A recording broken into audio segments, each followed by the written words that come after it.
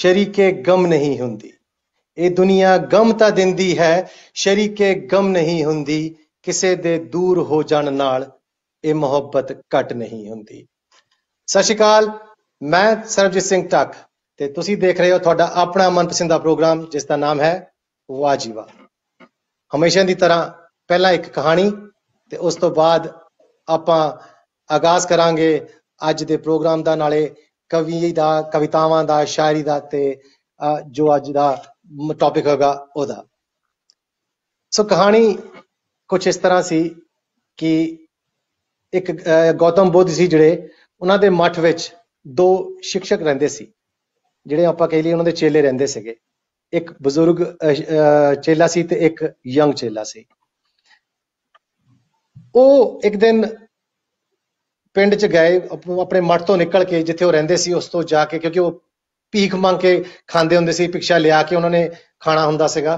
ते जदों वो लैण गए एक बजुर्ग जिहड़े काफी समय तो उस मठ विच रहिंदे सी, सीनियर आपां उन्हां नूं कह लईए, ते एक नाल उन्हां दे जिहड़ा यंग भिक्षु सीगा वो गया।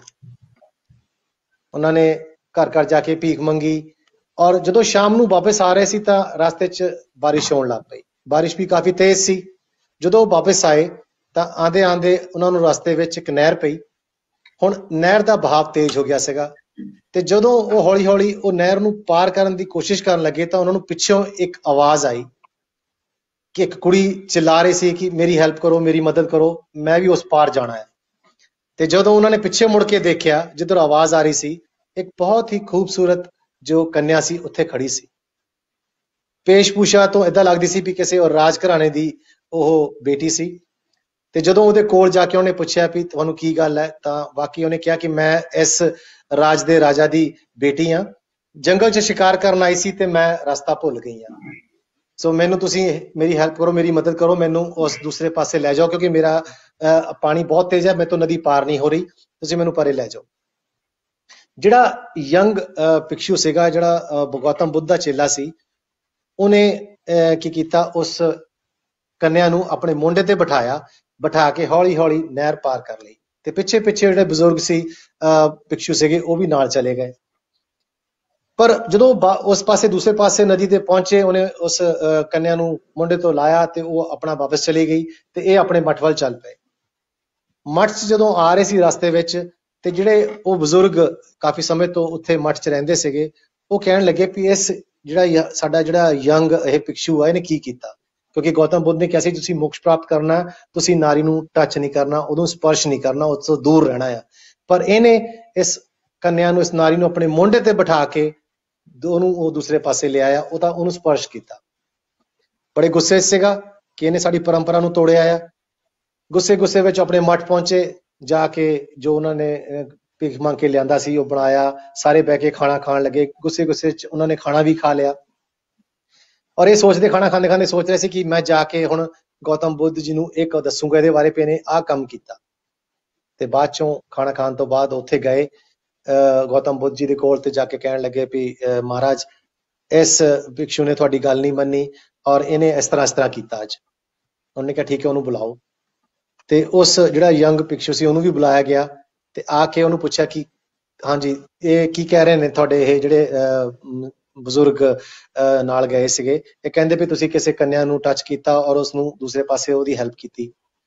ਤਾਂ ਉਹ ਸੋਚਣ ਲੱਗਾ, ਜਿਹੜਾ ਯੰਗ ਸੀਗਾ, ਕਹਿੰਦਾ ਅੱਛਾ ਕਿਹੜੀ ਕੰਨਿਆ, ਉਹਨੂੰ ਯਾਦ ਆ, ਹਾਂ ਕਹਿੰਦਾ ਠੀਕ ਹੈ, ਉਹ ਸ਼ਾਮ ਨੂੰ ਹਾਂਜੀ ਹੋਈ ਸੀ ਤੇ ਅਸੀਂ ਵਾਪਸ ਆ ਰਹੇ ਸੀ। ਕਹਿੰਦਾ ਮੈਂ ਉਹਨੂੰ ਏਦਾਂ ਉਹ ਹੈਲਪ ਮੰਗ ਰਹੀ ਸੀਗੀ ਕਿਉਂਕਿ ਉਹ ਉਸ ਰਾਜਾ ਦੀ ਬੇਟੀ ਸੀ ਤੇ ਉਹਨੂੰ ਉਸ ਪਾਸੇ ਦੂਸਰੇ ਪਾਸੇ ਜਾਣਾ ਸੀ ਨਦੀ ਤੇ ਨਦੀ ਉੱਤੋਂ ਪਾਰ ਨਹੀਂ ਹੋਣੀ ਸੀ, ਤਾਂ ਮੈਂ ਉਹਦੀ ਮਦਦ ਕੀਤੀ ਸੀ।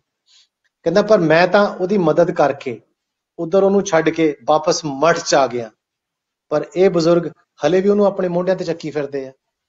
ਸੋ ਉਸ ਸ਼ਿਸ਼ੂ ਦੀ ਗੱਲ ਸੁਣ ਕੇ ਜਿਹੜੇ ਗੌਤਮ ਬੁੱਧ ਸੀ ਉਹ ਮੰਦ ਮੁਸਕਰਾਏ, ਕਿਉਂਕਿ ਉਹਨਾਂ ਨੂੰ ਸਮਝ ਆ ਗਿਆ ਕਿ ਇਹਨੇ ਸਿਰਫ ਮਦਦ ਕੀਤੀ ਸੀ, ਉਹਨੇ ਉਸ ਕੰਨਿਆ ਨੂੰ ਸਪਰਸ਼ ਨੂੰ ਉੱਥੇ ਛੱਡਿਆ ਆ ਔਰ ਵਾਪਸ ਮੱਠ 'ਚ ਆ ਕੇ ਜੋ ਅਸੀਂ ਇਹਨੂੰ ਸਿੱਖਿਆ ਦੇ ਰਹੇ ਹਾਂ ਉਹਦੇ ਵਾਲੇ ਦਾ ਧਿਆਨ ਹੈ, ਪਾਸਟ ਵਾਲੇ ਦਾ ਕੋਈ ਧਿਆਨ ਨਹੀਂ ਹੈਗਾ। ਲੇਕਿਨ ਜਿਹੜੇ ਬਜ਼ੁਰਗ ਨੇ ਹਲੇ ਵੀ ਉਸ ਨੂੰ ਆਪਣੇ ਮੋਢਿਆਂ ਤੇ ਚੁੱਕੀ ਫਿਰਦੇ, ਜਾਣੀ ਕਿ ਹਲੇ ਵੀ ਉਹਨੂੰ ਆਪਣੇ ਦਿਮਾਗ 'ਚ ਲਾਈ ਫਿਰਦੇ ਨੇ, ਜਦ ਕਿ ਉਹਨਾਂ ਨੇ ਉਸ ਕੰਨਿਆ ਨੂੰ ਸਪਰਸ਼ ਵੀ ਨਹੀਂ ਕੀਤਾ ਜਾਂ ਟੱਚ ਵੀ ਨਹੀਂ ਕੀਤਾ। ਇਹ ਕਹਾਣੀ ਬਹੁਤ ਛੋਟੀ ਹੈ ਲੇਕਿਨ ਸਾਨੂੰ ਦੱਸਦੀ ਹੈ ਕਿ ਸਾਨੂੰ ਕਿਸ ਤਰ੍ਹਾਂ ਆਪਣੇ ਪਾਸਟ ਨੂੰ ਭੁੱਲ ਕੇ ਆਪਣੇ ਅੱਜ ਵਿੱਚ ਜੀਣਾ ਚਾਹੀਦਾ ਹੈ। क्योंकि आप अजकल की है अपनी पिछलियां गल्लां नूं याद कर करके दुखी हुन्ने आ, समय बर्बाद करदे आ। ਆਪਾਂ ਨੂੰ ਉਸ ਚੀਜ਼ ਨੂੰ ਭੁੱਲ ਜਾਣਾ ਚਾਹੀਦਾ। ਜਿਸ ਤਰ੍ਹਾਂ ਇਸ ਪਿਕਚਰ ਨੇ ਉਹਨੇ ਮਦਦ ਜ਼ਰੂਰ ਕੀਤੀ, ਲੇਕਿਨ ਉਸ ਗੱਲ ਨੂੰ ਭੁੱਲ ਗਿਆ ਕਿ ਮੈਂ ਕਿਸੇ ਔਰਤ ਨੂੰ ਸਪਰਸ਼ ਕੀਤਾ ਸੀ ਜਾਂ ਟੱਚ ਕੀਤਾ ਸੀ, ਔਰ ਆ ਕੇ ਆਪਣੇ ਉਸ ਨਵੇਂ ਕੰਮ ਤੇ ਜੋ ਉਹ ਸਿੱਖਿਆ ਲੈ ਰਿਹਾ ਸੀ ਉਹਦੇ ਵੱਲ ਉਹਨੇ ਧਿਆਨ ਲਾ ਲਿਆ। ਸੋ ਇੱਕ ਛੋਟੀ ਜਿਹੀ ਕਹਾਣੀ ਹੈ, ਲੇਕਿਨ ਸਾਨੂੰ ਹਮੇਸ਼ਾ ਇਹੀ ਦੱਸਦੀ ਹੈ ਕਿ ਸਾਨੂੰ ਆਪਣਾ ਜਿਹੜਾ ਪਾਸਟ, ਜੋ ਆਪਣੇ ਜੋ ਪਿਛਲੀਆਂ ਯਾਦਾਂ ਆ, ਪੁਰਾਣੀਆਂ ਗਲਤ ਯਾਦਾਂ, ਉਹਨਾਂ ਨੂੰ ਭੁੱਲ ਜਾਣਾ ਚਾਹੀਦਾ ਤੇ ਆਪਣੀ ਨਵੀਂ ਜ਼ਿੰਦਗੀ ਸ਼ੁਰੂ ਕਰਨੀ ਚਾਹੀਦੀ ਹੈ। ਇਸ ਲਈ ਮੈਂ ਤੁਹਾਨੂੰ ਕਹਿੰਦਾ ਆ, ਹਮੇਸ਼ਾ जीना ਇਹਦਾ ਹੀ ਨਾਂ ਆ, ਔਰ ਹਮੇਸ਼ਾ ਇਸ ਤਰ੍ਹਾਂ ਜੀਓ ਕਿ ਦੁਨੀਆ ਵੀ ਕਵੇ ਵਾਹ ਜੀ ਵਾਹ। ਸੋ ਦੋਸਤੋ, ਇਹ ਸੀ ਅੱਜ ਦੀ ਕਹਾਣੀ ਤੇ ਹੁਣ ਵੇਲਾ ਹੈ ਉਸ ਲੇਖਕ ਨੂੰ ਤੁਹਾਡੇ ਰੂਬਰੂ ਕਰਨ ਦਾ। ਪਰ ਇਸ ਲੇਖਕ ਨੂੰ ਰੂਬਰੂ ਕਰਨ ਤੋਂ ਪਹਿਲਾਂ ਮੈਂ ਕੁਝ ਦੱਸ ਦਵਾਂ ਕਿ ਇਹ ਜੋ ਲੇਖਕ ਹੈ, ਇਹ ਯੂਰਪ ਵਿੱਚ ਪੰਜਾਬੀ ਸਾਹਿਤ ਨੂੰ ਪ੍ਰਫੁੱਲਤ ਕਰਨ ਵਾਲਾ ਇੱਕ ਸਿਰ ਕੱਢ ਲੇਖਕ ਹੈ, ਜੋ ਯੂਰਪ ਵਿੱਚ ਪੰਜਾਬੀ ਮਾਂ ਬੋਲੀ ਨੂੰ ਪ੍ਰਫੁੱਲਤ ਕਰ ਰਿਹਾ ਹੈ। ਇਹਨਾਂ ਨੇ 2016 ਚ ਇੱਕ ਕਿਤਾਬ ਲਿਖੀ ਜੋ ਸੀ ਸ਼ਬਦਾਂ ਦੀ ਢਾਲ। ਇਸ ਕਿਤਾਬ ਰਾਹੀਂ ਇਹਨਾਂ ਨੇ ਪੰਜਾਬੀ ਸਾਹਿਤ ਵਿੱਚ ਪ੍ਰਵੇਸ਼ ਕੀਤਾ। ਇਹਨਾਂ ਦੀ ਮਾਂ ਜੋ ਅੱਜ ਇਸ ਦੁਨੀਆ ਵਿੱਚ ਨਹੀਂ ਹੈ, ਪਰ ਉਹਨਾਂ ਨੇ ਇਹਨਾਂ ਨੂੰ ਸ਼ਬਦਾਂ ਦੀ ਬਾਂਹ ਫੜ ਕੇ ਜਾਂ ਸ਼ਬਦਾਂ ਦੀ ਉਂਗਲ ਫੜ ਕੇ ਤੋਰਨਾ ਸਿਖਾਇਆ। ਔਰ ਇਹਨਾਂ ਦੀ ਜਿਹੜੀਆਂ ਲਿਖਤਾਂ ਲਿਖਦੇ ਨੇ, ਉਹਦੇ ਵਿੱਚ ਵੀ ਉਹਨਾਂ ਦੀ ਮਾਂ ਦੀ ਜੋ ਸਿੱਖਿਆ ਹੈ ਉਹ ਇਹਨਾਂ ਦੀ ਲਿਖਤਾਂ ਦੇ ਅੰਗ ਸੰਗੇ ਰਹਿੰਦੀ ਹੈ। ਇਹਨਾਂ ਦੇ ਘਰ ਦਾ ਜਿਹੜਾ ਮਾਹੌਲ ਸੀ ਉਹ ਸਾਹਿਤਕ ਸੀਗਾ, ਕਿਉਂਕਿ ਇਹਨਾਂ ਦੇ ਤਾਇਆ ਜੀ ਜਿਹੜੇ ਸੀਗੇ ਉਹ ਸਰਦਾਰ ਗੁਰਦਿਆਲ ਸਿੰਘ ਹਰੀ, ਜੋ ਬਹੁਤ ਬੜੇ ਲੋਕ ਕਵੀ ਸੀ। ਕਿਉਂਕਿ ਘਰ ਦਾ ਮਾਹੌਲ ਸਾਹਿਤਕ ਸੀਗਾ, ਘਰ ਵਿੱਚ ਇਸ ਤਰ੍ਹਾਂ ਦੇ ਜਿਹੜੇ ਕਵੀ ਸੀਗੇ ਉਹ ਕਵਿਤਾਵਾਂ ਚੱਲਦੀਆਂ ਰਹਿੰਦੀਆਂ ਸੀਗੀਆਂ, ਔਰ ਇਸ ਕਰਕੇ ਹੀ ਇਹਨਾਂ ਦਾ ਵੀ ਰੁਝਾਨ ਜਿਹੜਾ ਆ ਉਹ ਲੇਖਣੀ ਵੱਲ ਪਿਆ, ਔਰ ਇਹਨਾਂ ਨੂੰ ਹੌਸਲਾ ਮਿਲਿਆ ਕਿ ਇਹ ਵੀ ਕੁਝ ਲਿਖਣ। ਛੋਟੇ ਹੁੰਦਿਆਂ ਹੀ ਇਹ ਕੁਝ ਲਿਖਣ ਲੱਗ ਪਏ ਸੀ। ਪਰ ਫਿਰ ਅੱਜ ਇਹ ਯੂਰਪ ਦੀ ਧਰਤੀ ਵਿੱਚ, ਜਿਸ ਤਰ੍ਹਾਂ ਮੈਂ ਪਹਿਲਾਂ ਵੀ ਕਿਹਾ, ਕਿ ਇੱਕ ਸਿਰ ਕੱਢ ਲੇਖਕ ਨੇ ਜੋ ਪੰਜਾਬੀ ਮਾਂ ਬੋਲੀ ਨੂੰ ਪ੍ਰਫੁੱਲਤ ਕਰ ਰਹੇ ਨੇ, ਪੰਜਾਬੀ ਸਾਹਿਤ ਨੂੰ ਪ੍ਰਫੁੱਲਤ ਕਰ ਰਹੇ ਨੇ। ਇਹ ਕਈ ਸੰਸਥਾਵਾਂ, ਵਿਸ਼ਵ ਦੀ ਬੜੀ ਸੰਸਥਾਵਾਂ ਨਾਲ ਵੀ ਜੁੜੇ ਹੋਏ ਹੈ, ਜਿਸ ਤਰ੍ਹਾਂ ਸੁਰ ਸਾਹਿਤ ਸੰਗਮ ਇਟਲੀ ਵੱਲੋਂ, ਪੰਜਾਬੀ ਭਵਨ ਸਰੀ ਕੈਨੇਡਾ ਦੇ ਨਾਲ, ਤੇ ਯੂਰੋਪੀਅਨ ਜਿਹੜਾ ਯੂਰੋਪੀਅਨ ਯੂਥ ਸਾਥ ਹੈਗਾ ਆਪਣੇ UK ਦਾ, ਉਹਦੇ ਨਾਲ ਵੀ, ਤੇ ਨਾਲ ਹੀ ਇਹ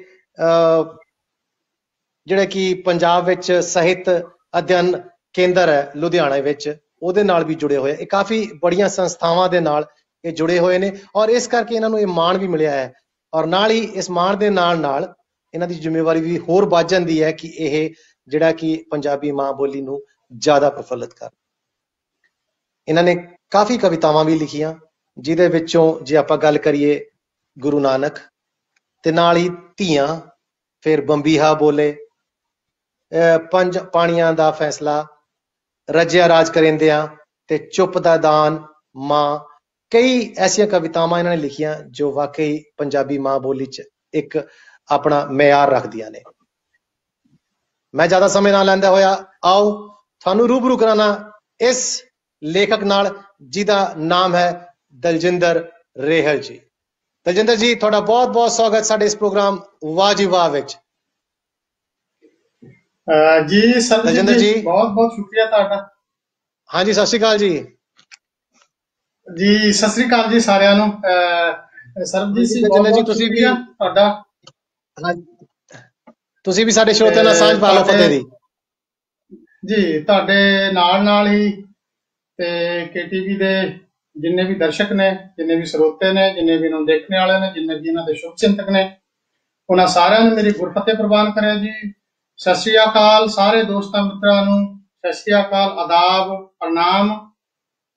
ਤੇ ਮੈਂ ਵਧਾਈ ਵੀ ਤੁਹਾਨੂੰ ਦੇਣੀ ਚਾਹੁੰਦਾ ਕਿ ਤੁਹਾਡਾ ਜਿਹੜਾ ਪ੍ਰੋਗਰਾਮ ਹੈ ਬਹੁਤ ਹੀ ਕਾਬਿਲ ਤਾਰੀਫ ਹੈ, ਬਹੁਤ ਵਧੀਆ, ਤੇ ਬਹੁਤ ਘੱਟ ਚੈਨਲ ਨੇ ਜਿਹੜੇ ਸਾਹਿਤਕਾਰਾਂ ਨੂੰ ਲੈ ਕੇ, ਹਾਲਾਂਕਿ ਜਿਹੜਾ ਸਾਡਾ ਗੁਰੂ ਹੈ, ਸ਼ਬਦ ਗੁਰੂ ਹੈ ਉਹ, ਪਰ ਰਾਜਨੀਤਿਕ ਜਾਂ ਧਾਰਮਿਕ ਜਾਂ ਸਮਾਜਿਕ ਜਿਹੜੀਆਂ ਗੱਲਾਂ ਜ਼ਿਆਦਾ ਹੁੰਦੀਆਂ ਨੇ, ਸਾਹਿਤ ਦੀਆਂ ਬੜੀਆਂ ਘੱਟ ਹੁੰਦੀਆਂ। ਤੁਸੀਂ ਵਧਾਈ ਦੇ ਪਾਤਰ ਹੋ ਜਿਹੜੇ ਇਸ ਪ੍ਰੋਗਰਾਮ ਨੂੰ ਲੇਖਕਾਂ ਨੂੰ ਨਾਲ ਲੈ ਕੇ ਕਰਦੇ ਹੋ। ਜੀ ਆਇਆਂ ਨੂੰ। ਆਪਾਂ ਗੱਲਾਂ ਵੀ ਕਰਾਂਗੇ ਕਵਿਤਾ ਤੇ ਵੀ, ਤੇ ਬਾਕੀ ਵੀ ਜਿਵੇਂ ਤੁਹਾਡਾ ਰੁਝਾਨ ਹੋਇਆ ਆਪਾਂ ਇਸੇ ਤਰ੍ਹਾਂ ਸਰੋਤਿਆਂ ਦੇ ਨਾਲ ਜੁੜੇ ਰਹਾਂਗੇ। ਸਤਿ ਸ਼੍ਰੀ ਅਕਾਲ। ਹਾਂਜੀ ਦਲਜਿੰਦਰ ਭਾਜੀ, ਤੁਹਾਡੇ ਬਾਰੇ ਮੈਂ ਵੈਸੇ ਤਾਂ ਸਭ ਕੁਝ ਦੱਸਦਾ ਆ ਕਿ ਤੁਸੀਂ ਕਿੱਦਾਂ ਕਿੱਦਾਂ ਪੰਜਾਬੀ ਸਾਹਿਤ ਵਿੱਚ ਆਏ, ਪਰ ਫਿਰ ਵੀ ਅਸੀਂ ਚਾਹਾਂਗੇ ਕਿ ਤੁਸੀਂ ਆਪਣੇ ਮੂੰਹ ਰਾਹੀਂ ਸਾਨੂੰ ਦੱਸੋ ਵੀ ਤੁਸੀਂ ਕਿਸ ਤਰ੍ਹਾਂ ਪੰਜਾਬੀ ਜਿਹੜੀ ਸਾਹਿਤ ਇਹਦੇ ਨਾਲ ਜੁੜੇ ਹੋ। ਵਿੱਚ ਮੁਸੀਬਤ ਸ਼ਬਦ ਸਹਾਰਾ ਬਣਦੇ ਰਹੇ, ਵਿੱਚ ਮੁਸੀਬਤ ਸ਼ਬਦ ਸਹਾਰਾ ਬਣਦੇ ਰਹੇ, ਝਖੜਾਂ ਵਿੱਚ ਵੀ ਕਦਮ ਨਾ ਰੋਏ, ਭਰਦਾ ਰਿਹਾ ਵਾਰ ਜਦੋਂ ਵੀ ਵਕਤ ਨੇ ਕੀਤਾ ਮੇਰੇ ਤੇ, ਮੈਂ ਸ਼ਬਦਾਂ ਦੀ ਢਾਲ ਸਹਾਰੇ ਲੜਦਾ ਰਿਹਾ। ਇਹ ਸ਼ਬਦਾਂ ਦੀ ਢਾਲ ਸੀ ਜਿਹੜੀ ਮੈਨੂੰ ਨਿਰੰਤਰ ਤੌਰ ਕੇ ਤੁਹਾਡੇ ਤੱਕ ਲੈ ਆਈ, ਯੂਰਪੀ ਪੰਜਾਬੀ ਸੱਤ ਤੱਕ ਲੈ ਆਈ, ਸਾਹਿਤ ਸਭਾ ਇਟਲੀ ਤੱਕ ਲੈ ਆਈ। ਹੋਰ ਵੀ ਕਿੰਨੀਆਂ ਸੰਸਥਾਵਾਂ ਨੇ ਜਿਨ੍ਹਾਂ ਨਾਲ ਮਿਲ ਕੇ ਅਸੀਂ ਯੂਰਪ ਦੇ ਵਿੱਚ ਕੰਮ ਕਰਦੇ ਹਾਂ। ਤੇ ਮੇਰੇ ਪਰਿਵਾਰ ਦਾ ਜਿਹੜਾ ਮਾਹੌਲ ਸੀ ਉਹ ਸਾਹਿਤਿਕ ਸੀਗਾ। ਮੈਨੂੰ ਗੁੜਤੀ ਬਚਪਨ ਦੇ ਵਿੱਚ ਹੀ ਲੱਗ ਗਈ ਸੀ, ਪਰ ਸਾਡੀ ਮਾਤਾ ਦਾ ਬੜਾ ਵੱਡਾ ਰੋਲ ਸੀ ਕਿ ਉਹਨਾਂ ਨੇ ਸ਼ਬਦਾਂ ਦੀ ਉਂਗਲ ਫੜਾ ਕੇ ਸਾਨੂੰ ਹੌਲੀ ਹੌਲੀ। ਹਾਂਜੀ,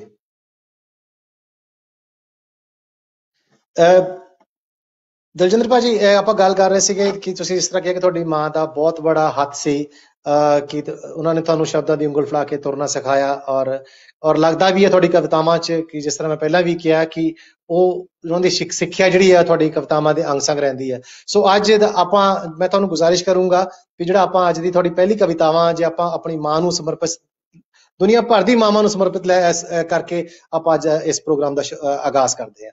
ਸੋ ਤੁਹਾਨੂੰ ਗੁਜ਼ਾਰਿਸ਼ ਕਰੂੰਗਾ ਕਿ ਤੁਸੀਂ ਸਾਡੇ ਨਾਲ ਜਿਹੜੀ ਪਹਿਲੀ ਆਪਣੀ ਮਾਂ ਦੀ ਜਿਹੜੀ ਰਚਨਾ ਲਿਖੀ ਸੀ ਉਹਨੂੰ ਸਾਂਝਾ ਕਰੋ ਸਾਡੇ ਨਾਲ। ਹੈਲੋ,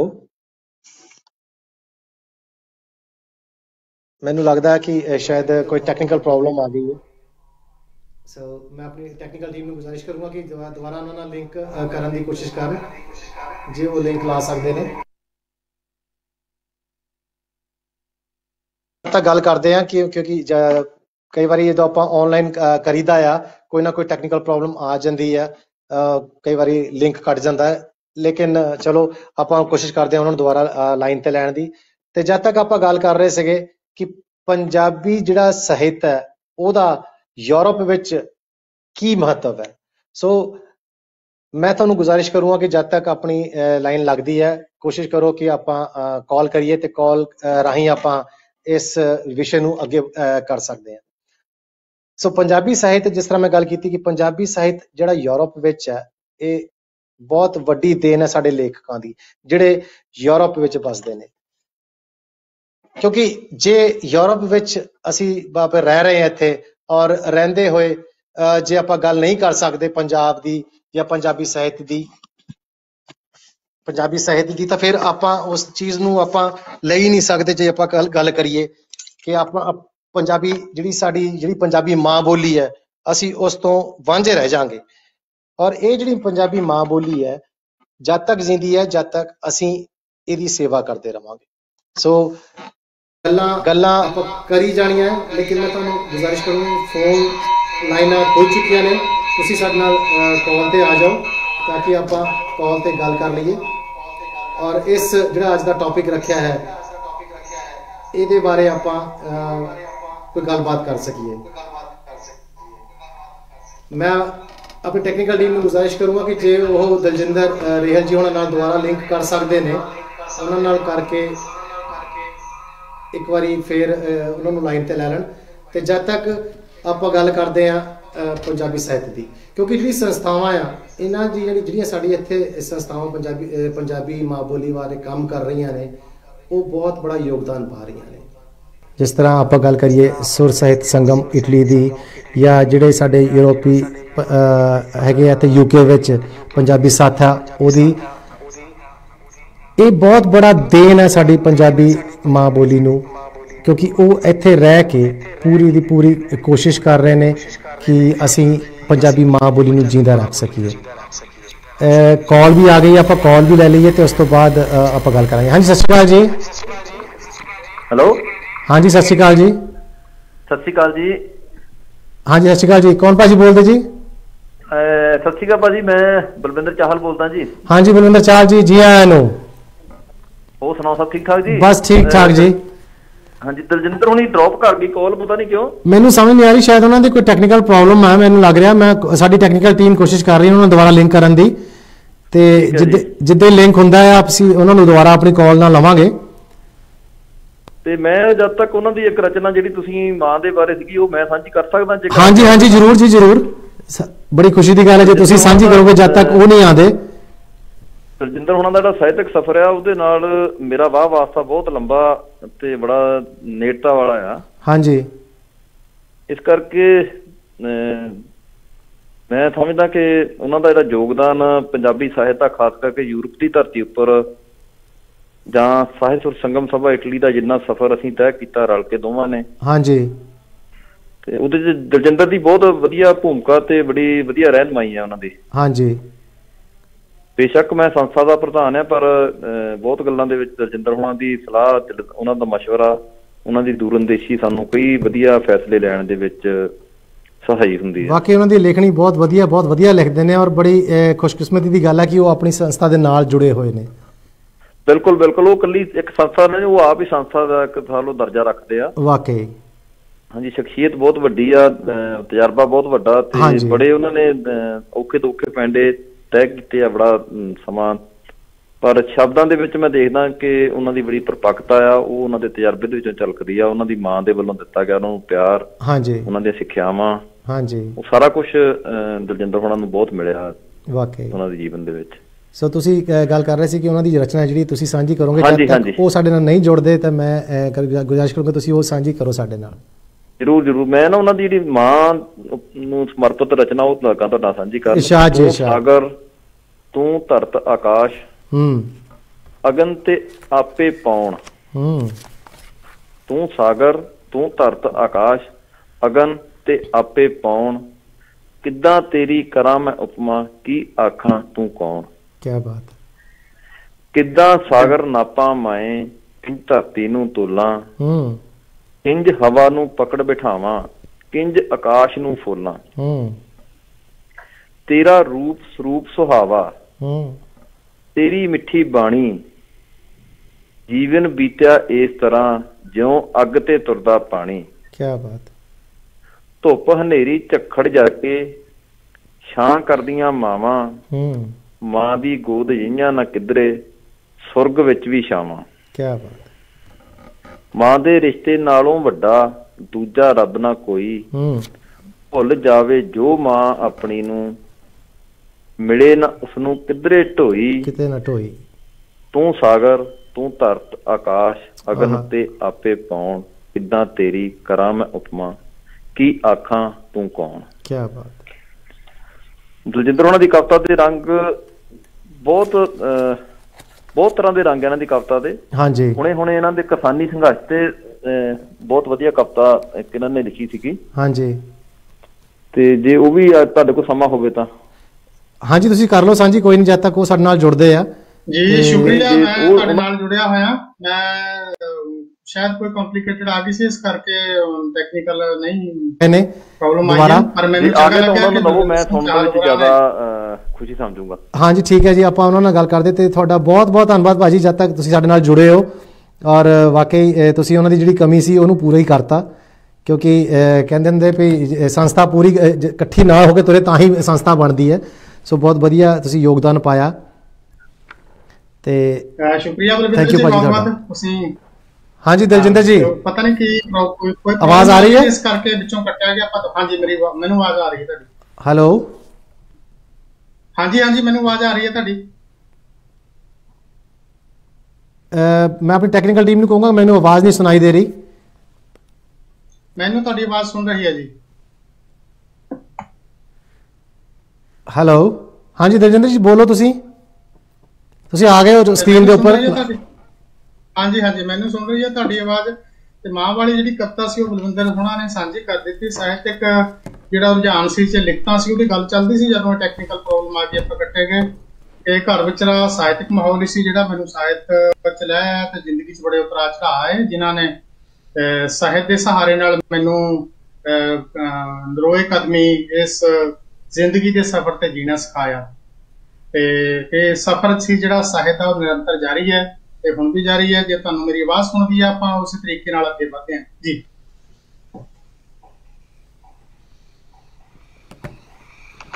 ਹਾਂਜੀ ਦਲਜਿੰਦਰ ਜੀ।